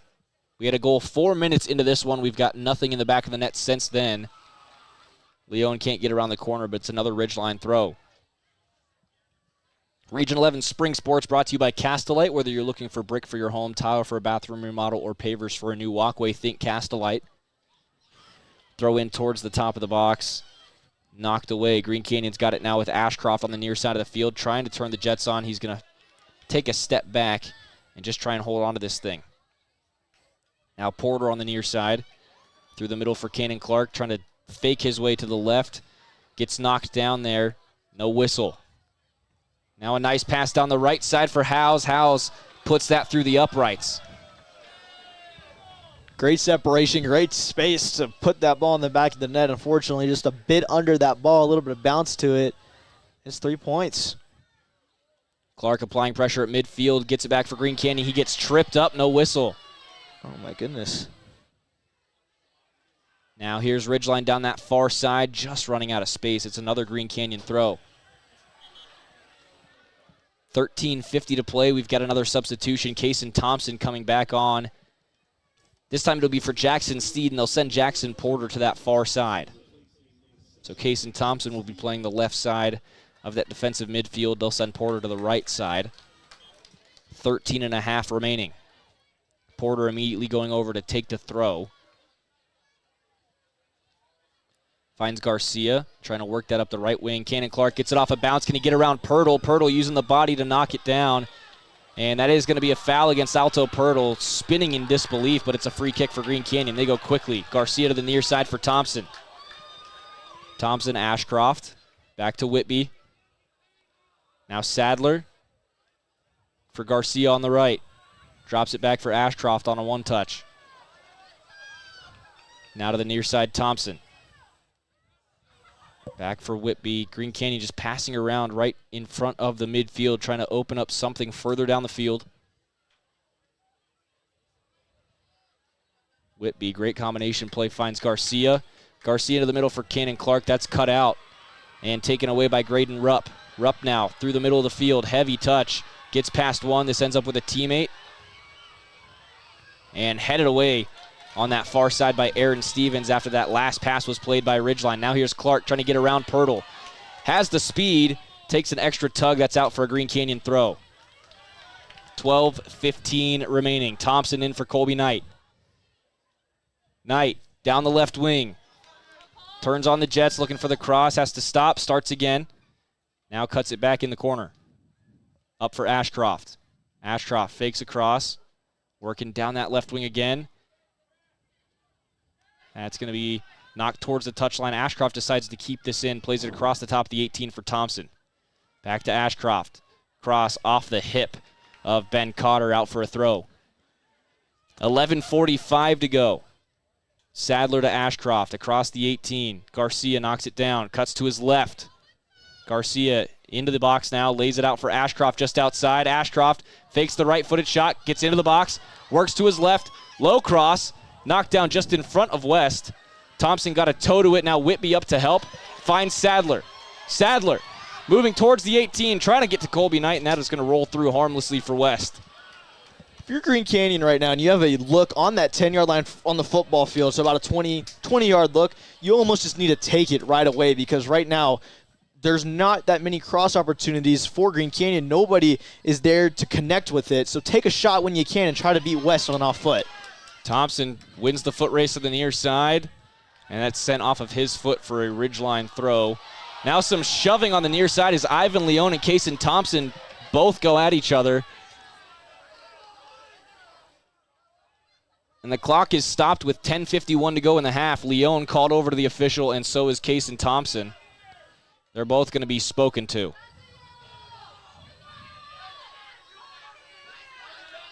Let's see if anything comes out of this. I think for now this is going to be their final warning. No cards. And we've got a substitution for Ridgeline, as it looks like Leone is coming off the field anyway. He'll be replaced by Barnett. 10:51 on the clock down in the south end zone. That's the only amount of time that Green Canyon's got left to even this thing up, force some overtime, force a golden goal 10-minute period, or else Ridgeline is going to have their hands firmly around the Region 11 title with one game to go. And it's not out of the window yet. We saw Green Canyon JV team have that last-second goal, Stockton, so anything's possible right now. Just barely out on the near side. Ashcroft flicks that over the top, gets back to it, picks up the double team along the near touch line. Still under pressure, goes back to Whitby. Now into the middle, Sadler. Further over, Nixon Harris has a little more space on the right side. Plays that to the far touchline on the 50. Now Garcia has some space down the right wing. Cuts it back, looking for help. Punch through for Porter. Back to Garcia. Now Sadler all the way across for Whitby. Back to Sadler. Porter on the far side. Porter trying to cut through to the middle. Takes a big shove as he tried to get through, and that is going to be another foul on Ridgeline. There's only so many times they're going to be able to get away with that full extension and not get carded, and we're starting to get into the late period of the game where things are getting called a little heavier, Jacob. Yeah, it's coming down to the wire here, but again, at the same time, the official needs to make sure he stays staying the same calls he's been saying all game. So again, if that wasn't a foul earlier, he needs to keep it the same way. So we'll see how this goes later in the game as the tension gets higher. Long free kick for Whitby into the box. Over the head. Colby Knight scores! Colby Knight ties it up with 9:32 to go. His 20th of the season could not have been bigger. It was only a matter of time, Stockton, before Green Canyon got a goal on the board, and there it is. West diving a little too early on that ball, and that ball just taps right into the back of the net, and we're tied with 9:32 left to play, and Green Canyon has all the momentum, and it's been a Green Canyon story all period. This is going to come down to the wire, Stockton, and oh my goodness, Colby Knight, have yourself a game. His 20th goal of the season. Again, you were not wrong, Stockton couldn't have came at a better time. 9:32 left to play. 70 minutes, 28 seconds. That's how long it took Green Canyon to get on the board, but we are tied with less than 10 to play. The next goal could be for the region in 2025. Ridgeline trying to go quick. Takes a deflection. Now it's Garcia over to Ashcroft. Ashcroft trying to go through midfield for Cannon Clark. It's cut out. Now a heavy pass down the right wing. Whitby's going to let that go out for a throw. 9:15 to play. I think some fuel has been added to the fire for this Ridgeline team. Green Canyon needs to be a little bit more careful and needs to continue the pressure we've been seeing from them all half. Keep playing like you're down one. Nicely bouncing ball there as Colby Knight gets tangled up. That is going to go out for a Ridgeline throw off the back of his cleat. Yeah, it's just unfortunate right there. Nothing you can do about it. The throw is going to be taken by Dylan Jones on the near side. Jones goes right to the feet of Leone. Leone trying to chip that over the top. Headed along by Howes. Howes looking for the cross. Almost ran out of space. That's going to go off of Stevens for a corner. Ridgeline from the near side. 8.5 to play.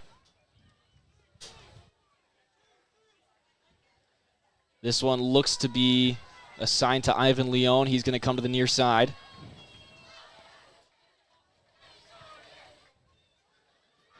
Everyone set up for Ridgeline on the far side of the box. 6 white shirts ready to crash that far post. Leone going to hit this one as an outswinger with that right foot. Sends it in. Headed towards goal. No, deflected out by Green Canyon. Leone follows it up, and it's cleared off the 6-yard line. Settled by Knight. Knight chips it along for Garcia, but pulled it. Pirtle now right back into danger. Whitby knocks it down. Harris sends it back towards Garcia. Garcia trying to play it forward off the one touch. It bounces around and Kason Thompson has it. That goes off the shin of a Riverhawk for a Green Canyon throw. Quickly to Ashcroft. Ashcroft into the middle for Garcia. Drops it back for Sadler. Sadler switching play immediately to Porter. 7:30 remaining. Cannon Clark takes a big bump as he gets that one. It's a heavy touch. Ends up with Porter. Porter cuts to the right. Lays it off for Ashcroft. Now Garcia. Long right-footed cross. Thompson on the back end. Can't get there. Keeps it alive, though, on the goal line. Headed down by Colby Knight! Can't get it under the bar. Just a bit under that one, too. Straight through the uprights, but West was way out in front of that. And if he keeps that on the ground, taps it into the right side, that is a goal for Green Canyon, but oh, man, what a rough break for them. It took a deflection. It's a Green Canyon corner to the far side.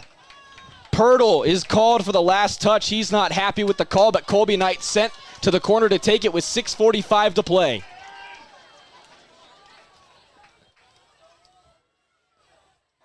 Green Canyon with all the momentum right now. This is huge. In swinger from Knight to the near post. Floats in the air. Headed down by Porter. West pops through traffic to save it. West seeing through people's bodies right now. Track that all the way in. Another big stop by him. His drop click clears the 40, almost to the 30-yard line. Headed back up by Stevens. Garcia gets a nod on it, but it's going to go out for a Ridgeline throw just behind the 50, and we've got 2 substitutions for the Riverhawks. Gustav on the pitch for Ridgeline. He'll be joined by number 12, Ben Cotter. 5:55 to go.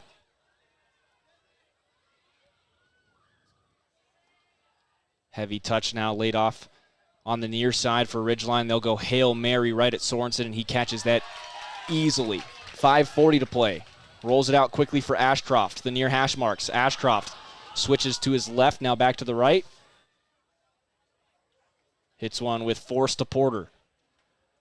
Porter trying to find Garcia, knocked down at that far touchline. It's out off of a Riverhawk for a Green Canyon throw. This will be left for Jackson Porter.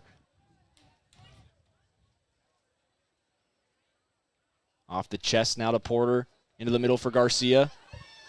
Deflected by Leon. Ridgeline's got it back. Only as far as Whitby. Whitby chips it into the air. Bouncing around in front of Gustav. Sent back now to Ashcroft. To his left for Kason Thompson. 5 minutes to go in North Logan. That one deflects to the wrong side of Colby Knight. Now here comes Ridgeline down the near side. Hard run from Denayer Dean. Long pass is going to bounce for Sorensen, and he's going to scoop that up. 4:45 to go. Sorensen looking for options, and he will punt this one to the 50. Awkward spin on that ball. Ooh, Garcia still manages to get it. Kason Thompson can't work through the body, and Sorensen waves off the defense at the 18. Goes out to his right for Nixon Harris. Harris down that wing looking for Cannon Clark if he can make the run, but Pirtle's in front of him, and Pirtle's going to have the position. Lays it off for West. West to the 50 now on the far side, just over the head of Leon. Harris gets to it, chops it into the path of Garcia. Now Thompson on the near side gives it right back to Garcia. Moving down the left wing. Garcia towards the middle. Into the middle for Cannon Clark. Clark laid it off for Kason Thompson, but it's deflected at the last possible moment. Out for a Green Canyon throw, 3:45 to go. Very similar to the game we saw before this, Stockton. The storyline tied now. Green Canyon with all that offensive momentum. Ashcroft with a nice move around Gustav. Working down the left wing. Lays it off for Colby Knight, and Ashcroft gets bodied after he lays the pass off. We're going to have a free kick for Green Canyon and a yellow card against a Ridgeline Riverhawk. That's going against number 17, Graydon Rupp, who is due for it. And Ashcroft in his footwork today has been basically the deal breaker on offense for Green Canyon. He has been able to generate that separation needed to make some plays happen. And you see it again every single time this guy gets the ball, he makes something happen. This entire half, he has been outstanding with that footwork and that speed and that agility. Super shifty, able to get around these defenders. If I'm Green Canyon, I'm finding him every single time I can to make some room and have him get a nice assist and try to get another goal on the board. Clock is stopped at 3:20 remaining in this contest. Green Canyon has this one just outside the 18, just a little bit wide left and about 2 yards in front. Cannon Clark standing over it. He's going to leave it for Garcia. This will be a free cross. A lot of hand movements out there in the pile. A lot of physicality there. And the referee needs to watch that pile as well. Two-man wall. Garcia chips that in. Caught by West. So Green Canyon needs to hit the gas and get there on those crosses. They have not been there on anything today on those cross attempts. Drop kick bounces at that far side. Under pressure now, Sadler and Garcia trying to track it down at midfield. Great stand-up tackle. That's going to deflect off of a no call yet. Riverhawk. No call. I think that might be a Ridgeline throw. That was a clean tackle, though, by Garcia. He got ball first and then leg. And Ridgeline's bench has to be careful. They've already been warned this game. Again, a clean tackle there. The referee There was a definite sweep, but he got to the ball first, and that caused some of that contact. That's where the official's letting that go. And card to the bench now. No, a yellow card issued to Green Canyon. So it was initially not called a foul, and then he goes back, calls it a foul, and gives a yellow card. This is where you cannot Gil Garcia. This is where you cannot lose control of your game. And this big of a game, tied 1-1 with the two teams tied for the top of the region. Garcia comes off. He'll be replaced by Jackson Steed until the next dead ball. 2:33 to play in North Logan. Long free kick coming from Pirtle. 48 yards from goal on the far side of the pitch. Both officials now talking at the 50 on the far side. And the last time these two officials talked, the head referee's call was overturned. So interesting to see what our final verdict is here. And it looks like we are just going to continue play, as it looks like we have a football formation down on the field. And we are set to go. So Garcia gets the yellow with 2:32 to play. Short free kick for Ridgeline down the wing. Knocked down at the 18 after the cross by Cannon Clark. Now finds Colby Knight at midfield. Lays it off for Thompson. Thompson trying to chip that down the wing for Colby Knight, but it did not work its way back in. 2:15 to go. It's a throw for Ridgeline. Dean to take it. Headed off of Leon. Now chested down by Cotter. Cotter working down this right wing looking for a cross. Gets around Stevens. Low cross deflected out on the near side of the box. Brought back down. And a nice catch by Sorensen on the cross. 1:50 to go.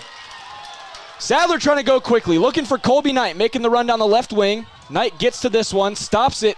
Works back up the field. Gets a man down. Still working his way down the left wing. Knight has Ashcroft outside. Forces a corner for Green Canyon. 1:35 to play. That's all he could do there. There was no other Green Canyon offensive attackers down on his end. He had nothing to do. He was solo. Great idea just to peg it off one of the defenders, going out of bounds for a corner kick, excuse me. Garcia back in for Steed now. 1:20 to play. Clock's still running. And it looks like they're going to have Garcia take this. I think Green Canyon's going to try and take this as close to the end of the half as they can. That's what I would do in this situation. They have all the momentum on the offensive end. Try to go for a golden goal here, but still, I mean, right now this is your opportunity to finish something. Keep the momentum on your side, though. That is the biggest thing that Green Canyon needs to do. In-swinger from Garcia to the far post. Hit that one hard. It's headed out by Dean. Jousting forward at the top of the 18. This ball falls for Knight. Colby Knight has an option. Shoots that ball off a shin of a Riverhawk and cleared out for a Green Canyon throw. Garcia to the near side to take it with 40 seconds to play. Knight drops it off for Ashcroft. Ashcroft trying to get through the outstretched legs. That's a throw in for Green Canyon. Now Garcia to the top of the 18. Lays it off for Knight. Colby Knight cleared away for a Green Canyon corner with 25 seconds to play. They got to go quick. There's no ball over there in the corner. Yeah, there is. There it is. Now they get one to him. Garcia, 16, 15 seconds, 14 seconds. In-swinger to the far post. Punched away by West. Out for a throw. We are going to a golden goal overtime. Oh my goodness, Stockton, what a different half than we saw in that first half. Green Canyon with no offensive energy at all. And Ridgeline with the best defense we've seen from them probably all season. That is completely reversed. Green Canyon is now a defensive gem on their end and is attacking on the offense. They have all the momentum going in here to overtime. Time for a quick break here on 100.9 Light FM and 104.5 The Ranch. The Region 11 title being tugged at by both sidelines right now, and whoever can get the next goal is going to have their hands firmly around it heading into our last match day of the Region 11 schedule. Stockton Jukes, Jacob Pitcher here with you. It's going to be a thrilling finish to this one. Don't go anywhere. This is the store for Aggie fans. All your favorite apparel with an Aggie logo. Stay warm and fashionable in a cocoon blanket or a coat. Pick out a warm Aggie beanie. Choose a hat from Locker 42's wall of hats. This is the store where Aggie fans shop. Locker 42, downtown Logan. DD Auto and Salvage is going to pay you the most for junk vehicles. Get rid of your junk vehicles today. Pickup is available. DD Auto and Salvage in Logan. Call 787-1204. That's 787-1204 today. See store for details. When your car isn't working right, you just need someone who can help make your life a little easier. Cache Valley Auto Care can. Hear what people are saying online. They'll always take the time to help you understand what they're doing to your car and go above and beyond to solve your issue. Cache Valley Auto Care. I have a deal for you. I'll turn the cable back on when you get my kitchen floor finished. How do I do that in time to watch my team win? Use the expert help at Castalite. For all your brick, block, rock, paver, and tile needs, Castalite.com. Make it 3 years in a row. Advanced Heating and AC is honored to be Best of Northern Utah Gold Medalist. Thank you for your support and vote of confidence in their company. Advanced Heating and AC online at advancedheating-ac.com. From what's happening in local political elections, to breaking news, to photo galleries and replays of the latest games. If it's happening in our community, it's on CashValleyDaily.com and the Cache Valley Daily app. Local, relevant news on CashValleyDaily.com. Green Canyon High School would like to say thanks to all their Alpha sponsors for supporting Green Canyon sports this year. For a list of sponsors and other athletic information, visit greencanyonhighschoolathletics.org. Searching for copiers and printers? Les Olson IT has what you need. Find reliable HP printers, award-winning Sharp copiers, and high-end Ricoh graphic systems. Les Olson IT. Great Basin Graphics has quality screen printing, detailed embroidery, and award-winning graphic designers. The right look, the right design, the perfect fit. Get noticed with GBG. Get your order in today for spring products. Google Great Basin Graphics for screen printing and embroidery. 966 West 400 North in Logan. When a client walks into the office, I want them to feel like they have a team that is full-time working for them. We really start from the ground up, setting our goals, understanding your situation, and then building the plan to maximize that quality of life. Visit Adams Wealth Advisors. Preston Watts Collision and Glass has been your #1 resource for collision repair and auto glass. We specialize in windshield repairs. Competitive prices, call Preston Watts Collision and Glass at 563-3215. We do it right. Find the parts and the oil you need to keep your car and equipment running its best at your locally owned Napa Auto Parts. All the best brand names. And when you need professional help, Napa can recommend a dozen Napa Car Care Centers with ASE certified technicians. They really can put your logo on just about anything. That's what they do at the Logo Shop. Businesses, teams, booster clubs, school organizations, call the Logo Shop and have them show you the possibilities. The Logo Shop, committed to schools, teams, and youth groups. Locker 42. This is the store for Aggie fans. All your favorite apparel with an Aggie logo. Stay warm and fashionable in a cocoon blanket or a coat. Pick out a warm Aggie beanie. Choose a hat from Locker 42's wall of hats. This is the store where Aggie fans shop. Locker 42, downtown Logan. DD Auto and Salvage is going to pay you the most for junk vehicles. Get rid of your junk vehicles today. Pickup is available. DD Auto and Salvage in Logan. Call 787-1204. That's 787-1204 today. See store for details.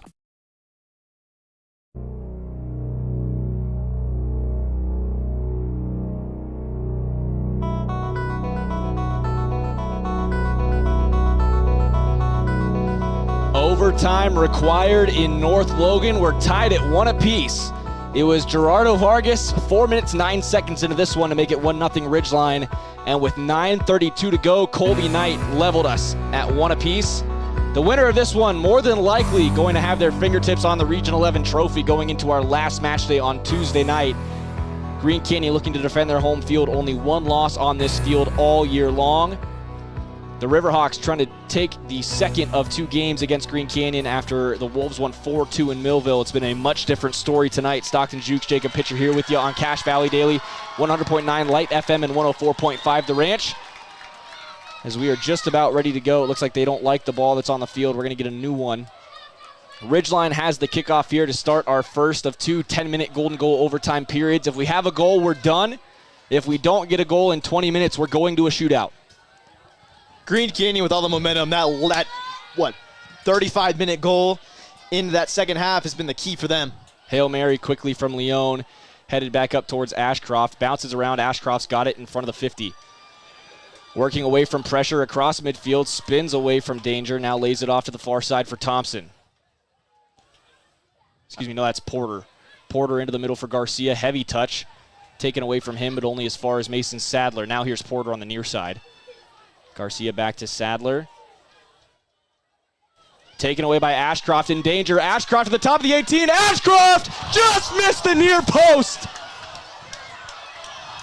That is the look that Green Canyon needs, though. Ashcroft swerving in and out of the defenders for Ridgeline. Great look, just a bit right, but West was all over that. Now Pirtle to take this goal kick. 9 minutes, 10 seconds remaining in our first golden goal overtime period. Green Canyon already with a heart stopper. And that's the momentum they need to keep having. Do not let Ridgeline get past you in this one. Stay ahead of them. Leon off the back of his head. Sent back up the field over the head of Garcia, who gets tangled up and tugged down. But now a good takeaway by Porter down the right wing. Finds Colby Knight, wrapping back around to the midfield. Over to Cannon Clark. And Colby Knight had that goal earlier to tie this one up in that second half. Knight to Clark. Clark takes a bump, stays on the ball. Now working to his right. That's a handball, and they're not going to call it. Clear handball off the foot and then arm of a Ridgeline Riverhawk and sent out for a Green Canyon throw. Yeah, definitely a miss there by the official. Should have been a handball, free kick there for Green Canyon, but unfortunately they're going to have a throw in about 35 yards back, and we're going to have an injury now. Yeah, Porter just hit the ground on the near side. It looked like he was kind of grabbing at that right knee, and we're going to have Jackson Steed on the pitch. Yeah, he bumped one of those Ridgeline defenders really hard to try to get that ball back, and then you kind of saw him let off probably because of the pain he was in. Not the right leg, excuse me. It looks like he's limping on that left leg just a little bit. Clock stops with 8:15 to go, and Steed's going to come on for him. Takes the throw, drops it in for Cannon Clark. Clark across the 18 for Garcia. Garcia looks with the left foot right at Crosby West. And an easy save for the Ridgeline keeper. 2 minutes down here in overtime.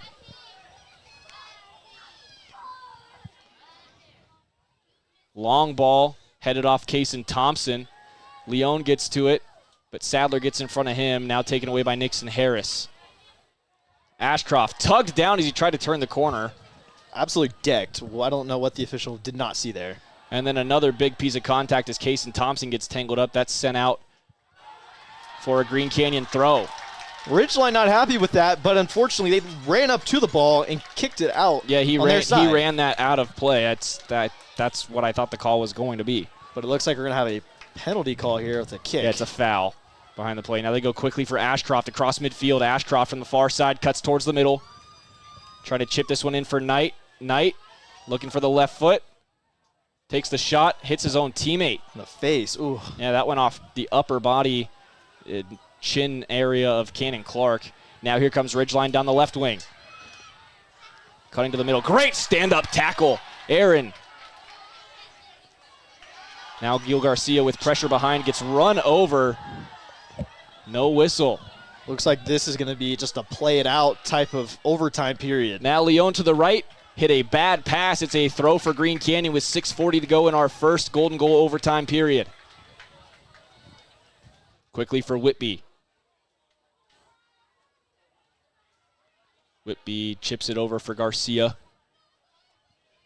Garcia from the near side across the 50 now. Colby Knight, that spun up on him.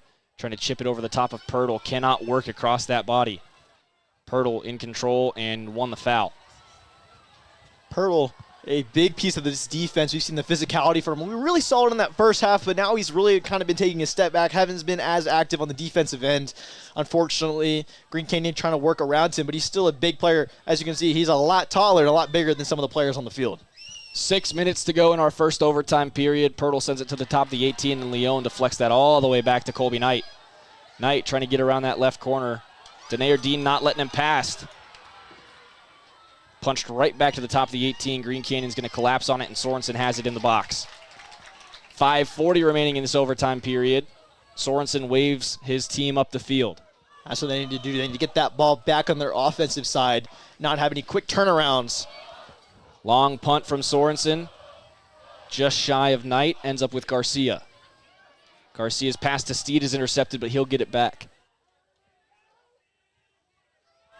Sadler trying to work that in for Cannon Clark, and he's going to get it off a bad touch. Now switches to the far side. Thompson in for Clark. Clark for Ashcroft, just missed wide. Ashcroft trying to get back to that excellent slide to retain possession for Ridgeline, but then taken back by Luke Whitby off the pass.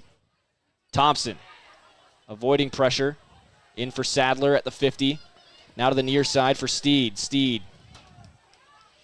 Riverhawks having a lot of pressure now. confusion there as Colby Knight took that off the foot of Steed, and Ridgeline's got it back. Garcia pressing. Ashcroft in to help. Long ball now from the Riverhawks. Sliced straight up into the air by Stevens and out for a Ridgeline throw.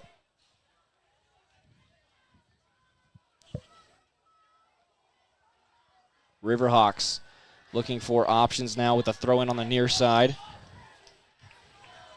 This throw is going to be taken by Mason Rigby. Tried to inch up the field quite a bit. Got called back by the referee.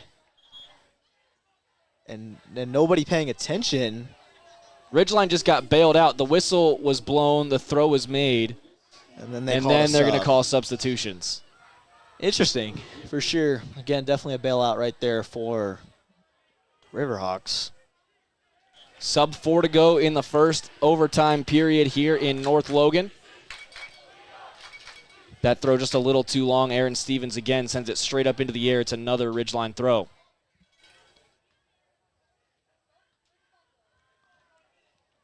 Rigby still going to take this for the Riverhawks. 3.5 now as the clock continues to run.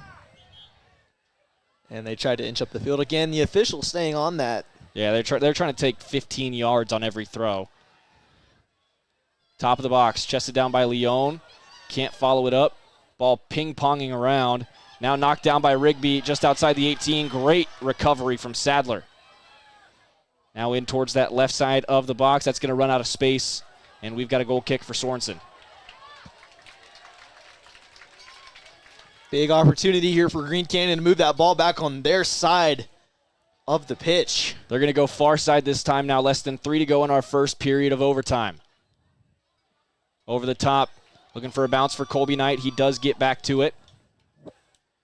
Drops this off for Garcia. Right back to Colby. Sadler, Garcia. Up for Ashcroft. Ashcroft down the right wing. Cuts across a couple. Back up the 18. Has to lay it off for Garcia under pressure. Now chipped over the top. Thompson making the run in. Heads it back towards West, but he ran out of space. Awkward angle. Yeah, awkward angle indeed. That was a good idea, just not close enough to the goal to get a powerful shot on goal. West had easiness getting that one. Sadler back across the 50. Headed down by Ridgeline. Awkward touch by Leone. Sadler pokes that forward. Ashcroft gets the pass off as he gets shoved, and then a big trip on Cannon Clark. We're going to have a whistle, and Pirtle is called for the foul. I don't think we're going to have a card. There was nothing egregious there by any means, but the tackle was a bit late. Dude, just a tough break for Green Canyon. Had a big window downfield, another attacker. Another opportunity, just that foul, man, costed them. That was probably one of the best looks we've seen in this overtime period for Green Canyon, and now it's just going to be another free kick from about 40 yards out. Minute 35 remaining in the first overtime period. Wolves have 5 in the box. Sent right on frame, too high. They let Cannon Clark go at that one from 35 yards out. I don't blame him right there. Again, Green Canyon not having any real luck with those cross attempts throughout this game. Just try to get one in the goal, catch West off guard. Just a little too high. Looking for Leone as he traps that one down just across the 50. Now a foul against Garcia as he got in there late, and Leone is rolling around just a little bit. I don't think an injury should have been prone there. Again, a little bit of a late kick. Oh, look at that. He's fine. And now they're back up, and we're ready to play. Again, just a little bit of acting, trying to get a card out of you got the foul, but that's never going to draw a card, especially. It's identical to what just happened with Pirtle. Exactly. Yeah, but Pirtle's was on a advancing. Pirtle sends it to the top of the 18. Can't control it, and that's going to bounce out again. Only as far as Pirtle. Awkward first touch. Colby Knight runs in to make his life a little bit harder. Now towards the top of the 18. Nice back heel from Leone. That runs in towards Sorensen, and he scoops it up. Good idea there for Ridgeline. Now Sorensen's going to try and play a Hail Mary for Colby Knight. One bounce. Denayer Dean right there on him. Denayer Dean sends it out for a Green Canyon throw. 15 seconds to go in this overtime period. Quick throw for Cannon Clark. Heavy off the chest, trying to get back to Knight. Out for another throw. And that's going to do it for this first period of overtime. 10 more minutes if we can get a golden goal. If not, we're going to a shootout. Jacob, what do the tarot cards say? You know, Green Canyon kept that momentum they were having in that second half. Really made it hard for, Ridgeline really made it hard for Ridgeline to get anything happening on their end. Now, Ridgeline did have more looks than we have seen basically in that entire second half in that 10-minute period. Green Canyon and Ashcroft needs to continue doing what he's doing, keep playing strong. He's had our best looks of the night. If he can weave in around, get a good shot on goal, I think Green Canyon might be in business. But again, we have West behind the goal for Ridgeline right now. That is a very hard goalkeeper to get past. So if we have to go to a shootout, it might spell bad news for Green Canyon.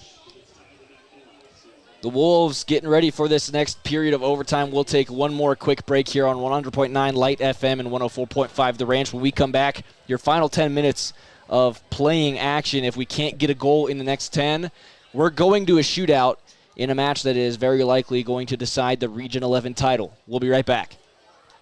When your car isn't working right, you just need someone who can help make your life a little easier. Cache Valley Auto Care can. Hear what people are saying online. They'll always take the time to help you understand what they're doing to your car and go above and beyond to solve your issue. Cache Valley Auto Care.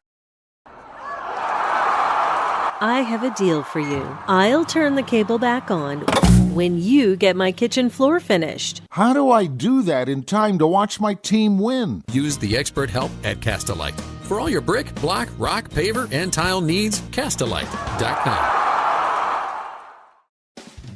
Make it 3 years in a row. Advanced Heating and AC is honored to be Best of Northern Utah Gold Medalist. Thank you for your support and vote of confidence in their company. Advanced Heating and AC online at advancedheating-ac.com.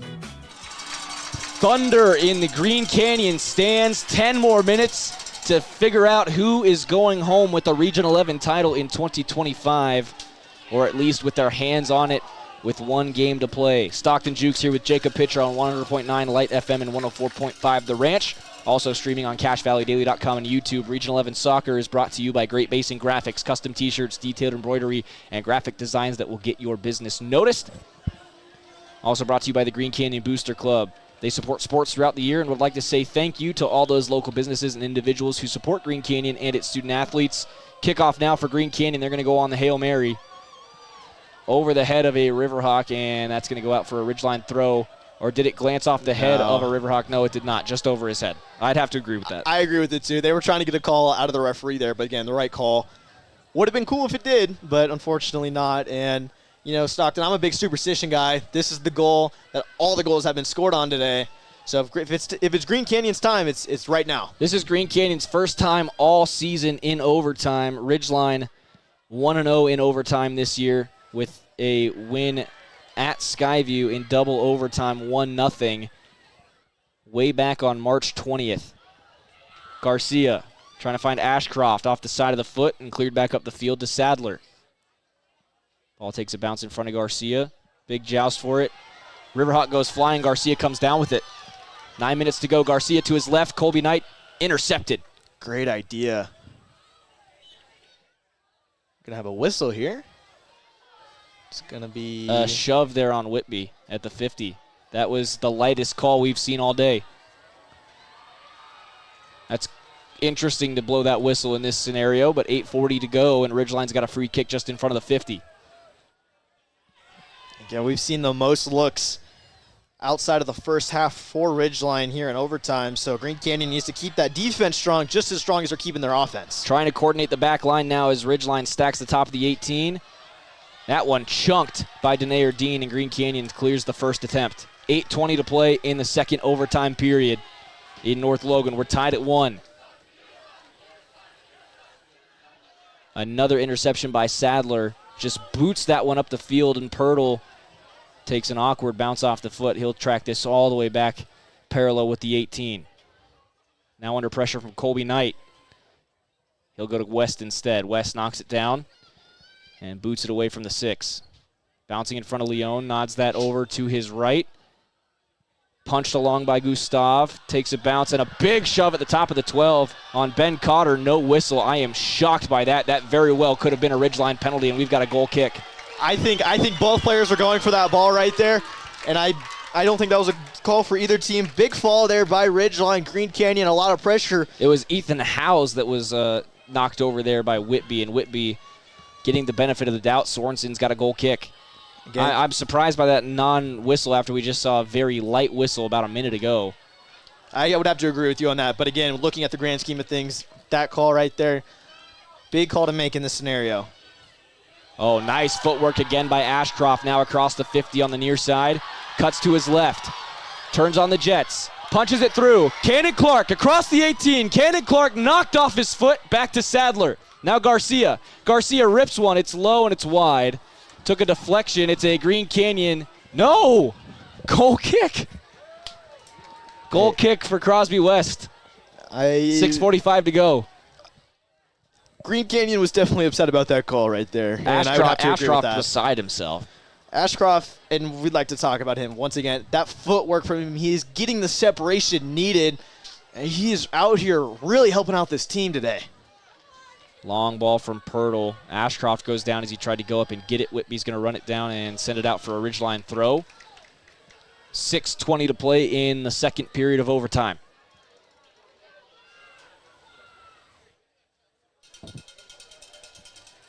Gustav waiting for his attack to run around. No, he's going to leave this for Leon. Leon will take the throw for ridgeline.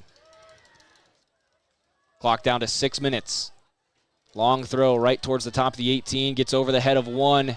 Harris knocks it down, but it's back at the top of the 18. A shot deflected and cleared out. Aaron Stevens. Good cut to the left side, but Steed playing a perfect body position to force that way out wide. Follows that ball down the touchline, and Ridgeline is going to run out of space.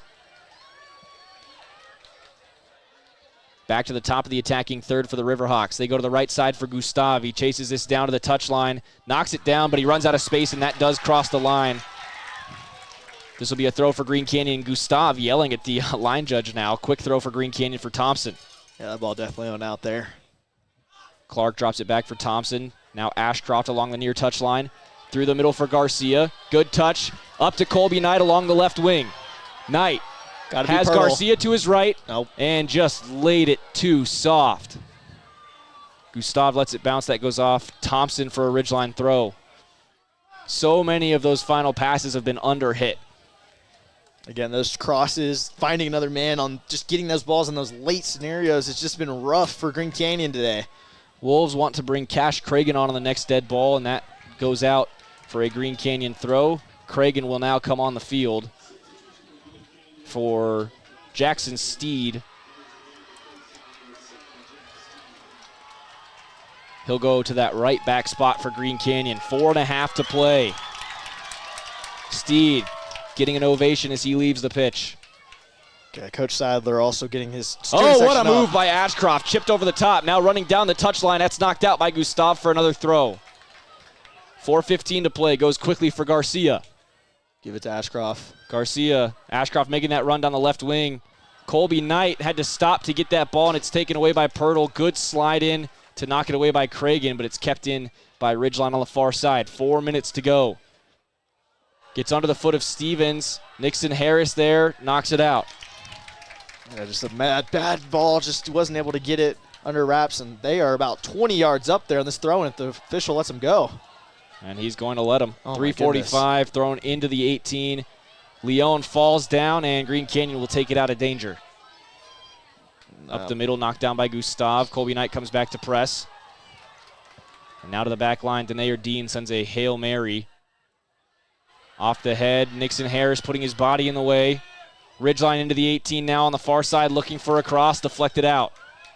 All the way out now to the touchline, and Cash Cragen clears that. 3:15 to go. Bad spot here. If you're Green Canyon, you got to keep the pressure on, get that ball back on the other side of the pitch. As for Ridgeline, this might be one of your last opportunities to get a ball in the back of that net if Green Canyon can retain possession. Couple substitutions for the Riverhawks now, under 3 minutes to play in the second period of overtime. Out to Garcia. He's going to lay that one out further away from the 18. Punched right back in down that right side, and that's going to be a goal kick for Sorensen with 2:45 to play. This is Green Canyon's opportunity right now to get that ball down the pitch and get one in the back of the net. Again, shootout out after this. Stockton, we were talking during the break. West behind the net, one of the best goalkeepers we've seen inside the region. It's going to be a tough one today. Again, both goalies are really strong. I'm sure either team does not want to go down to a goal kick. Sorensen up towards Ashcroft. Bounces between some heads. Now Wolfley has it knocked down off of his foot. Back to Wolfley on the far side. Down the wing. That let run by Ridgeline and too far out of play. Green Canyon throw. They're going to say Ridgeline throw on that far side. It must have been deflected by Green Canyon off the pass. Hot take for sure, but as you can see, Green Canyon not super stoked on their side. But again, another tricky spot for them. At least hold it out for another 150. If you're Green Canyon, if you're Ridgeline, you don't want to get on the board. Throwing into the 18. Oh, that's a huge foul after the header is made, and Ridgeline, we're going to have a stoppage and another card. He just got kicked, spiked, whatever, right in the gut, and oh my goodness, I would hate to be him right now. Who is that? That is spikes up to the chest. That's probably lucky to just be a yellow against Wolfley. That was just foot up, extended, just straight into whoever that is. Do you know? You ever seen the movie 300? No. This is Sparta? No. Yeah. Yeah, you're too young for that. Not a big movie guy, you know. Minute 44 remaining now, and Aaron Stevens is still down on the far side of the box. Yeah, I'm not sure why they haven't sent anybody out there. He definitely took a really big shot there, and the officials look like they're talking about it now. Yeah, that was a spike. The training staff there is waved onto the field. I think they might be talking about a potential upgrade to a red card here, Jacob. Who was that penalty on? It was on Wolfley. Okay. The senior midfielder. Yeah, still a big part to this defensive side for Ridgeline, and that was I'm surprised that there's not more outrage over that. That was just straight to the gut. I'm not even sure he was even playing the ball there. It was extremely late. That's how much I can tell you, and his foot was about 4 feet underneath where the ball was. It certainly didn't look great. And then who is down there? Who got hit? I'm still waiting. We're still waiting to find that out as well. Sadler's also, asking the official for an explanation here. He definitely thinks that should have been a red. And it looks like the official's going to go talk to the Ridgeline bench. I'd be given an explanation. Jogging over to the coaching staff now. Minute 44 to like play. He's got number 1, or number 3, or number 4. Looks like number 1.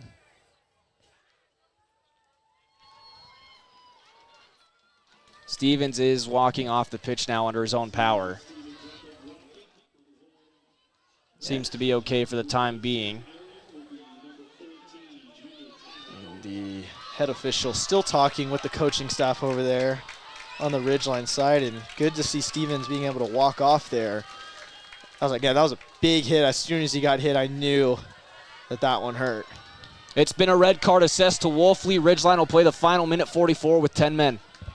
That is a big call, but the right call, Stockton. That foot was right in the chest there of Stevens, and Stevens is lucky just to be getting off, and he is going to sub back in, it looks like, already lining back up. 10 men here. This is Green Canyon's opportunity right here. They'll go hard and quick. Hail Mary down the right wing, off the back of the head, and out for a Green Canyon throw. No, run down on that far side and knocked out for a goal kick. Really good effort. Can't quite get the number on that. I think that might have been Porter. Minute 17 now, minute 15 remaining as the clock continues to run. Pirtle standing over this goal kick. Stevens back in as he'll replace Tanner Holt.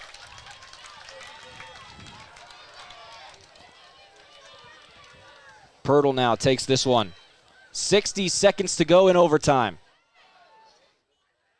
Ball still bouncing around, and Cragen draws the foul after getting a shove in the back. Yeah, good call by the official there. Calling it all night. Keep it going. Green Canyon's got to move quickly. Headed back up towards the 50. Harris nods it down, just wide of Garcia. Bouncing around now, Sadler nods it down. Ashcroft runs onto it. Ashcroft into the middle of the field. No. Trying to get to Cannon Clark and just could not get on the same page. 30 seconds remaining in double overtime. Bounces in front of Whitby. Stevens is going to knock it out for a throw with 23 seconds remaining in this second overtime period. It looks like we are going to a shootout unless Ridgeline can do something right here. They're all going to stack the box. Throw right towards the 18. Knotted down. It does fall. Needs to be cleared out. Cannon Clark does get a foot to it. Colby Knight's going to stand in front. Long shot, well wide. We are going to a shootout in North Logan.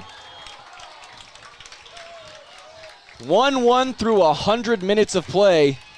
It's going to take a shootout, Jacob. Green Canyon did everything they could do. Ashcroft out there, a gem with the footwork, been helping out their team the best they can. Ridgeline lighting up on the defense a bit. And it will come down to a shootout, Stockton, and I'm very excited to see West and Sorensen, two amazing goalkeepers here in the region. Oh my goodness, this game could not be any more picture perfect than what we're seeing right now. 9:15 local time, 2 hours and 15 minutes now. And we're going to need just a little bit longer to decide it. It looks like this is going to happen at the south end of the field. So yeah, student sections on both sides are lining up over there. This is huge, Stockton. Like we were talking about pregame, whoever wins this will go home most likely with the region title. So again, it is coming down to a goal kick, which is honestly, in my opinion, Stockton, a pretty terrible way to decide a tight match like this. Again, both teams with their strengths, and it's really hard to put it down to a goal kick. But again, couldn't be more storyline than this. This is exactly how it should have played out. Again, both teams playing extremely well. 8-2 in region play. So, wow. Sorensen is probably going to have to make at least one save here on his senior night. Mentioned during his senior night shoutouts that he really, really loved getting the win in his sophomore year in a shootout. Made a couple big saves to help Green Canyon on their way through the playoffs, and now he's going to have to do it again if he wants a chance at the region title.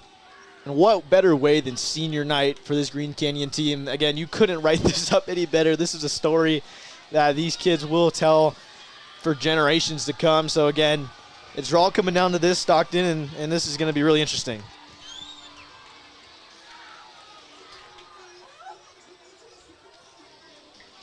Region 11 Spring Sports on Cache Valley Daily is brought to you by Cache Valley Auto Care. Car problems, you can trust Cache Valley Auto Care for expert service backed by excellent online reviews and customer satisfaction. Also brought to you by Advanced Heating and Air Conditioning. Schedule your service call on their website, advancedheating-ac.com.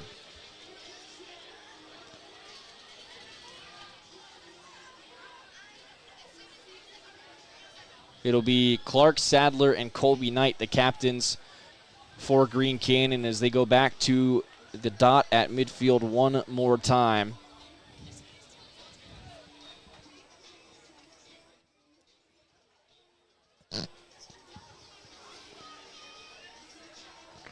And I do think that we are going to go to the goal on the south side, but I think that's still up for debate, too. It's going to come down to the coin toss. If you're Green Canyon here, if you win the coin toss, you going first or second? Second. Absolutely. Let Ridgeline set the tone, see what West has to offer, and just know what you got to do. It does put a little bit more pressure, but I mean, you have both student sections right on your line. This is where big plays and big opportunities happen. I'm really interested to see who is going to be shooting first for both teams. Crosby, West, and Sorensen dap each other up as they head over to that goal on our right. And the teams will line up at the 50. It's about as dramatic as it gets. Best of 5 shootout. As dramatic it gets, Stockton. Again, playing for that region title, most likely unanimous if they can hold out through next week as well. Both teams, again, tied for first right now. This is senior night as well. Sorensen egging the crowd on. He wants more energy. And it looks like, yeah. I think the Wolves are going to shoot first here. Looks like they might have lost that coin toss, so. Or they chose first. They wanted to put the pressure on. Who knows? I think that's a good Who knows what well. goes on in the mind of Kurt Sadler? That's something we probably shouldn't try and figure out from up here. This is going to come down to it right now, and super excited to see how this goes. Other thing that you got to keep an eye on, too, is goaltender movement off the goal line. If the foot comes off the goal line early, then it'll be a retaken penalty unless, they make it, and you don't want to retake it. And it is high school sports as well, so there's no replay like we see in professionally, sometimes even college as well. So I mean, this officiating crew has been very well throughout the evening, but these are some of the biggest calls you can make in this type of scenario. So let's just hope that all these officials and the coaching staff does really well here, and it stays clean. I'm very interested to see what the shooter lineup is going to be for Green Canyon here as well. You've got plenty of guys with plus 30, plus 40 points on the season. You could really go in any order: Cannon Clark, Colby Knight, Stockton Ashcroft. I say you started out strong, getting Knight, the one goal scorer on the night. You have him start us out strong. But again, like you said, a lot of good options. But I think Colby Knight's the first one as it's going to be Cannon Clark. Cannon Clark comes out.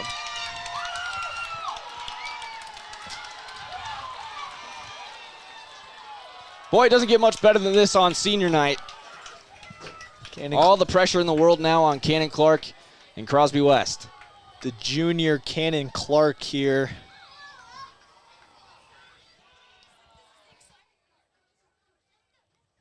Everybody holding their breath now as Clark is setting his ball.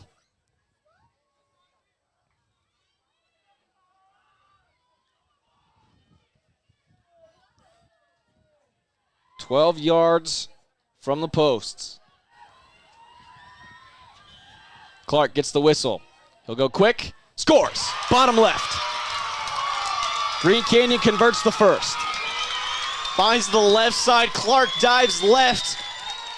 Goes right. Keeps it low. And that's the biggest thing, Stockton, we do see in shootouts is people go try to do too much on the shootouts and just miss the goal completely. He did not try to do too much. Clark found right in the back of the goal. West, no chance on that one. First shooter for Ridgeline. That looks to be Ivan Leone. Sorensen. Post up for Green Canyon.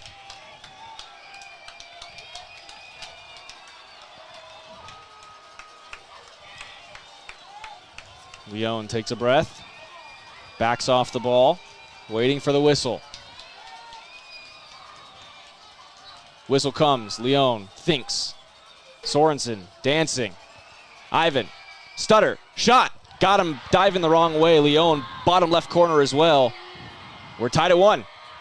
Stutter, interesting for sure. Great move, though. Caught Sorensen off foot.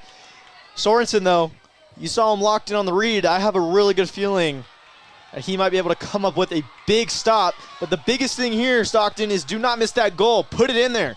Make it and find it. Make it possible. Colby Knight next up for Green Canyon. Like you said, Jacob, job number 1, put it on frame. Give yourself a chance. You and I. We'll save it. We'll save it for later. Save that. 1 apiece. Second round now starts with Colby Knight. Gets the whistle, goes with the left, and scores. Bottom left again. 2 for 2, Green Canyon. You know, I'm gonna do my broadcaster jinx here. I'm gonna say they're gonna go for that same exact spot here. And I'm going to make a bold prediction here, Jacob, just kind of going with what we were saying last. I think whoever tries to lift it first misses first. I feel like whoever misses, that's what's going to be the key. Again, both teams very good, but goalie's very good. But it's really hard in shootouts. And what it's going to come down to is who's going to make the mistake. That's what it's going to come down to, is who's going to make the mistake that's going to put their team down. It's Miguel Gustav now for Ridgeline. Whistle. Gustav. Right side this time. Middle. And we're 2-2.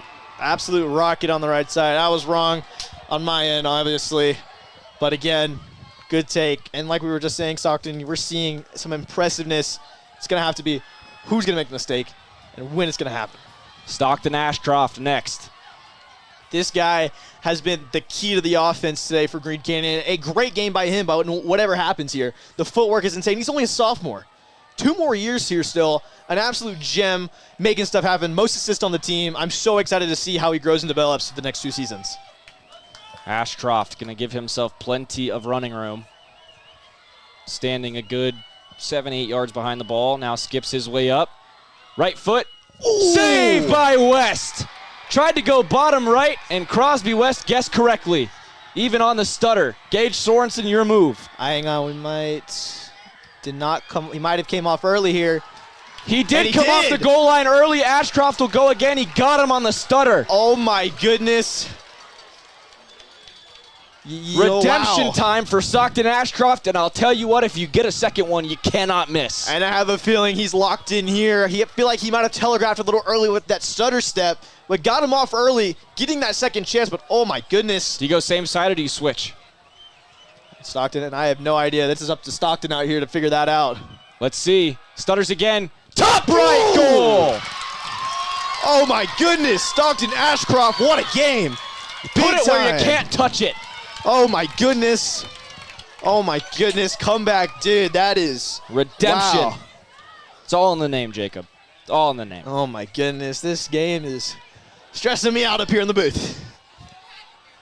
And again, the winner of this one will most likely take home the region title. So these next few shots are huge. Thunder in the stands. Who is going to make the first mistake? And we saw a mistake there from Ridgeline, and that costed them. This is Gerardo Vargas. This is going to be Vargas. Sorensen's already seen one go in off the foot of Vargas today. He goes again, and he off the crossbar and in. Bar down, about as close as it gets. Oh, man, that is a tough break for Green Canyon. That was the one that should have bounced out, but we are going to keep on rolling here. Next up, Gil Garcia. West, that good read earlier on Ashcroft, but still made the mistake of coming off early. Can't come off here, but oh my goodness, Garcia. Big time opportunity here on senior night. Stockton, I have no idea what to think here. Crosby West back between the posts now for Ridgeline. 3 for 3 on both sides as we start round 4. Garcia stutters. Bottom left save, Crosby West. That one's not going to get called back. And he's jarring at Garcia as well. And I think he just went and clapped to his team out there at the 50. Okay, well. Now Sorensen is going to have to make a save. No ifs, ands, or buts about it.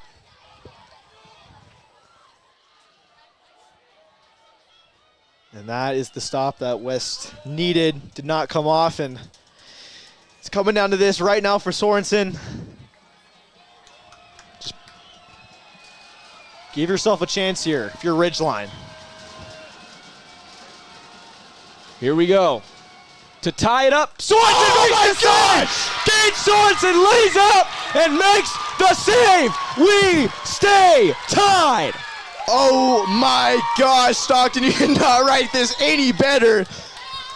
Oh my gosh.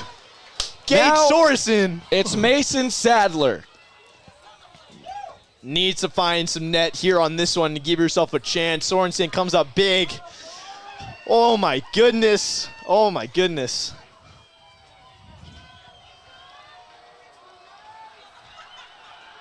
Three for 4 on both sides. Sadler now at the start of the 5th round. Scores! Off the hand of West and into the net. Ridgeline has got to put this one in or the Green Canyon Wolves win, and Sadler is fired up. As he should be. Oh my goodness. Sorensen feeling really good right now. But you never know, Ridgeline might have saved the best for last. And if this shot does not find net, Green Canyon will win this. This is it.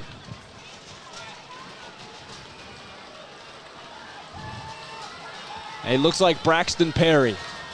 Sorensen feeling good. Whistle. Perry. The run-up. Bottom right corner, he scores, we advance. Sudden death. Finds it. Didn't try to do too much. Gave himself an opportunity. Wrong way for Sorensen. It's unfortunate, but Green Canyon just needs to continue to put themselves in an opportunity to score. Find the back of the net. Catch West off guard. It's coming down to this, Stockton. Now it's going to be Luke Whitby for Green Canyon. That was, wow. Sudden death now for all the marbles here. Green Canyon with the first opportunity. 4 and 5 for both sides here. PKs. Whitby. Stutter shoots. Save Crosby West. Ridgeline can win it with a goal. Sorensen's been in this spot before Stockton. I have a feeling he's going to come up big here. And we're about to see who Ridgeline is going to be putting up. Not sure who that is just yet. Is that number 11? Connor Barnett? I think this is Danae or Dean. Danae or Dean. No, excuse me. That looks to be number 17, Graydon Rupp. Yeah, midfielder, defender, junior. Sorensen with the opportunity here to save his team. This is it. Ridgeline will win it if this hits the back of the net. Rupp. Shot. Scores. Ridgeline wins. Heartbreak for Green Canyon. Oh my goodness. On PKs, what an awful way to lose a match like this. So unfortunate. As for Ridgeline, they just had one more on the back of the net. That's all it was, Stockton. And what a game to be a part of for both sides. What a great senior night game to go out on for Green Canyon. Just super unfortunate.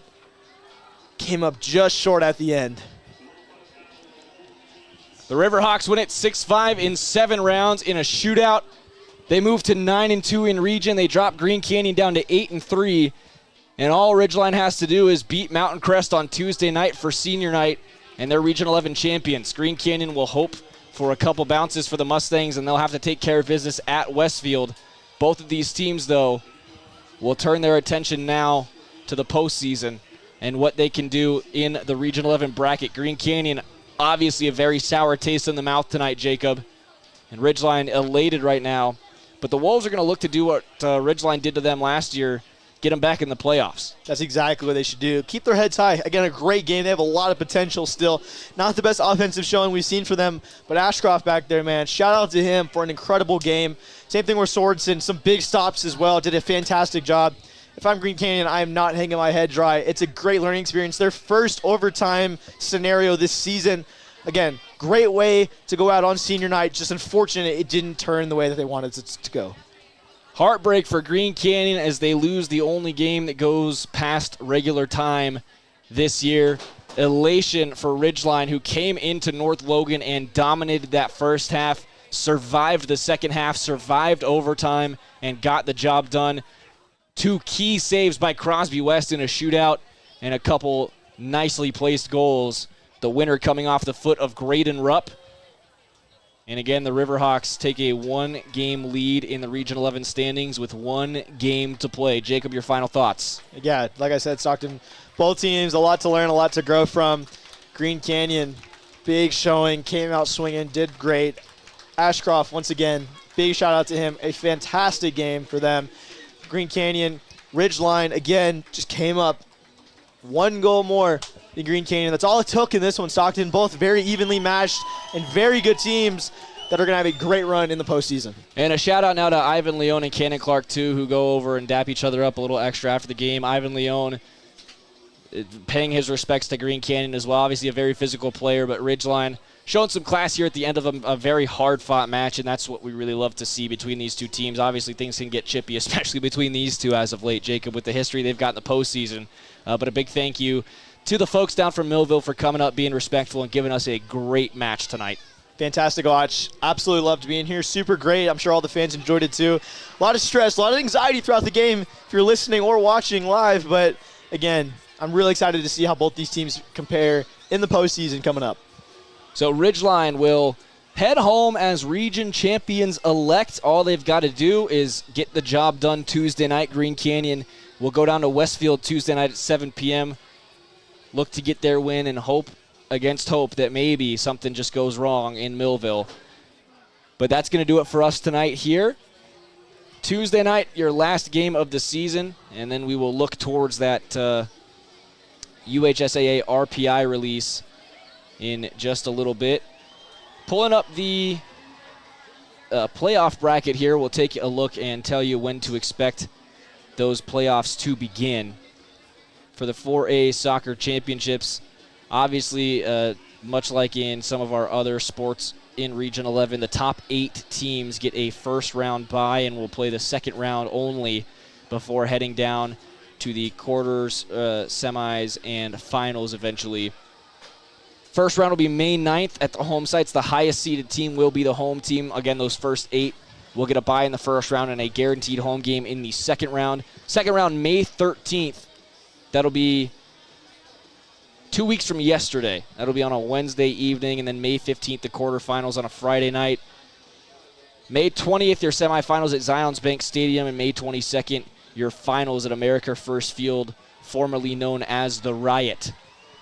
A big thank you for everyone tuning in with us on 100.9 Light FM and 104.5 The Ranch. Heartbreak for Green Canyon, joy for Ridgeline, hard-fought battle between these two teams, and the best Region 11 soccer game we've seen this season. I'm Stockton Jukes for Jacob Pitcher and everyone back at Cache Valley Daily. Thank you so much, and we will see you tomorrow night down at Ridgeline as Bear River heads to Millville for some Region 11 lacrosse. Have a great night, folks.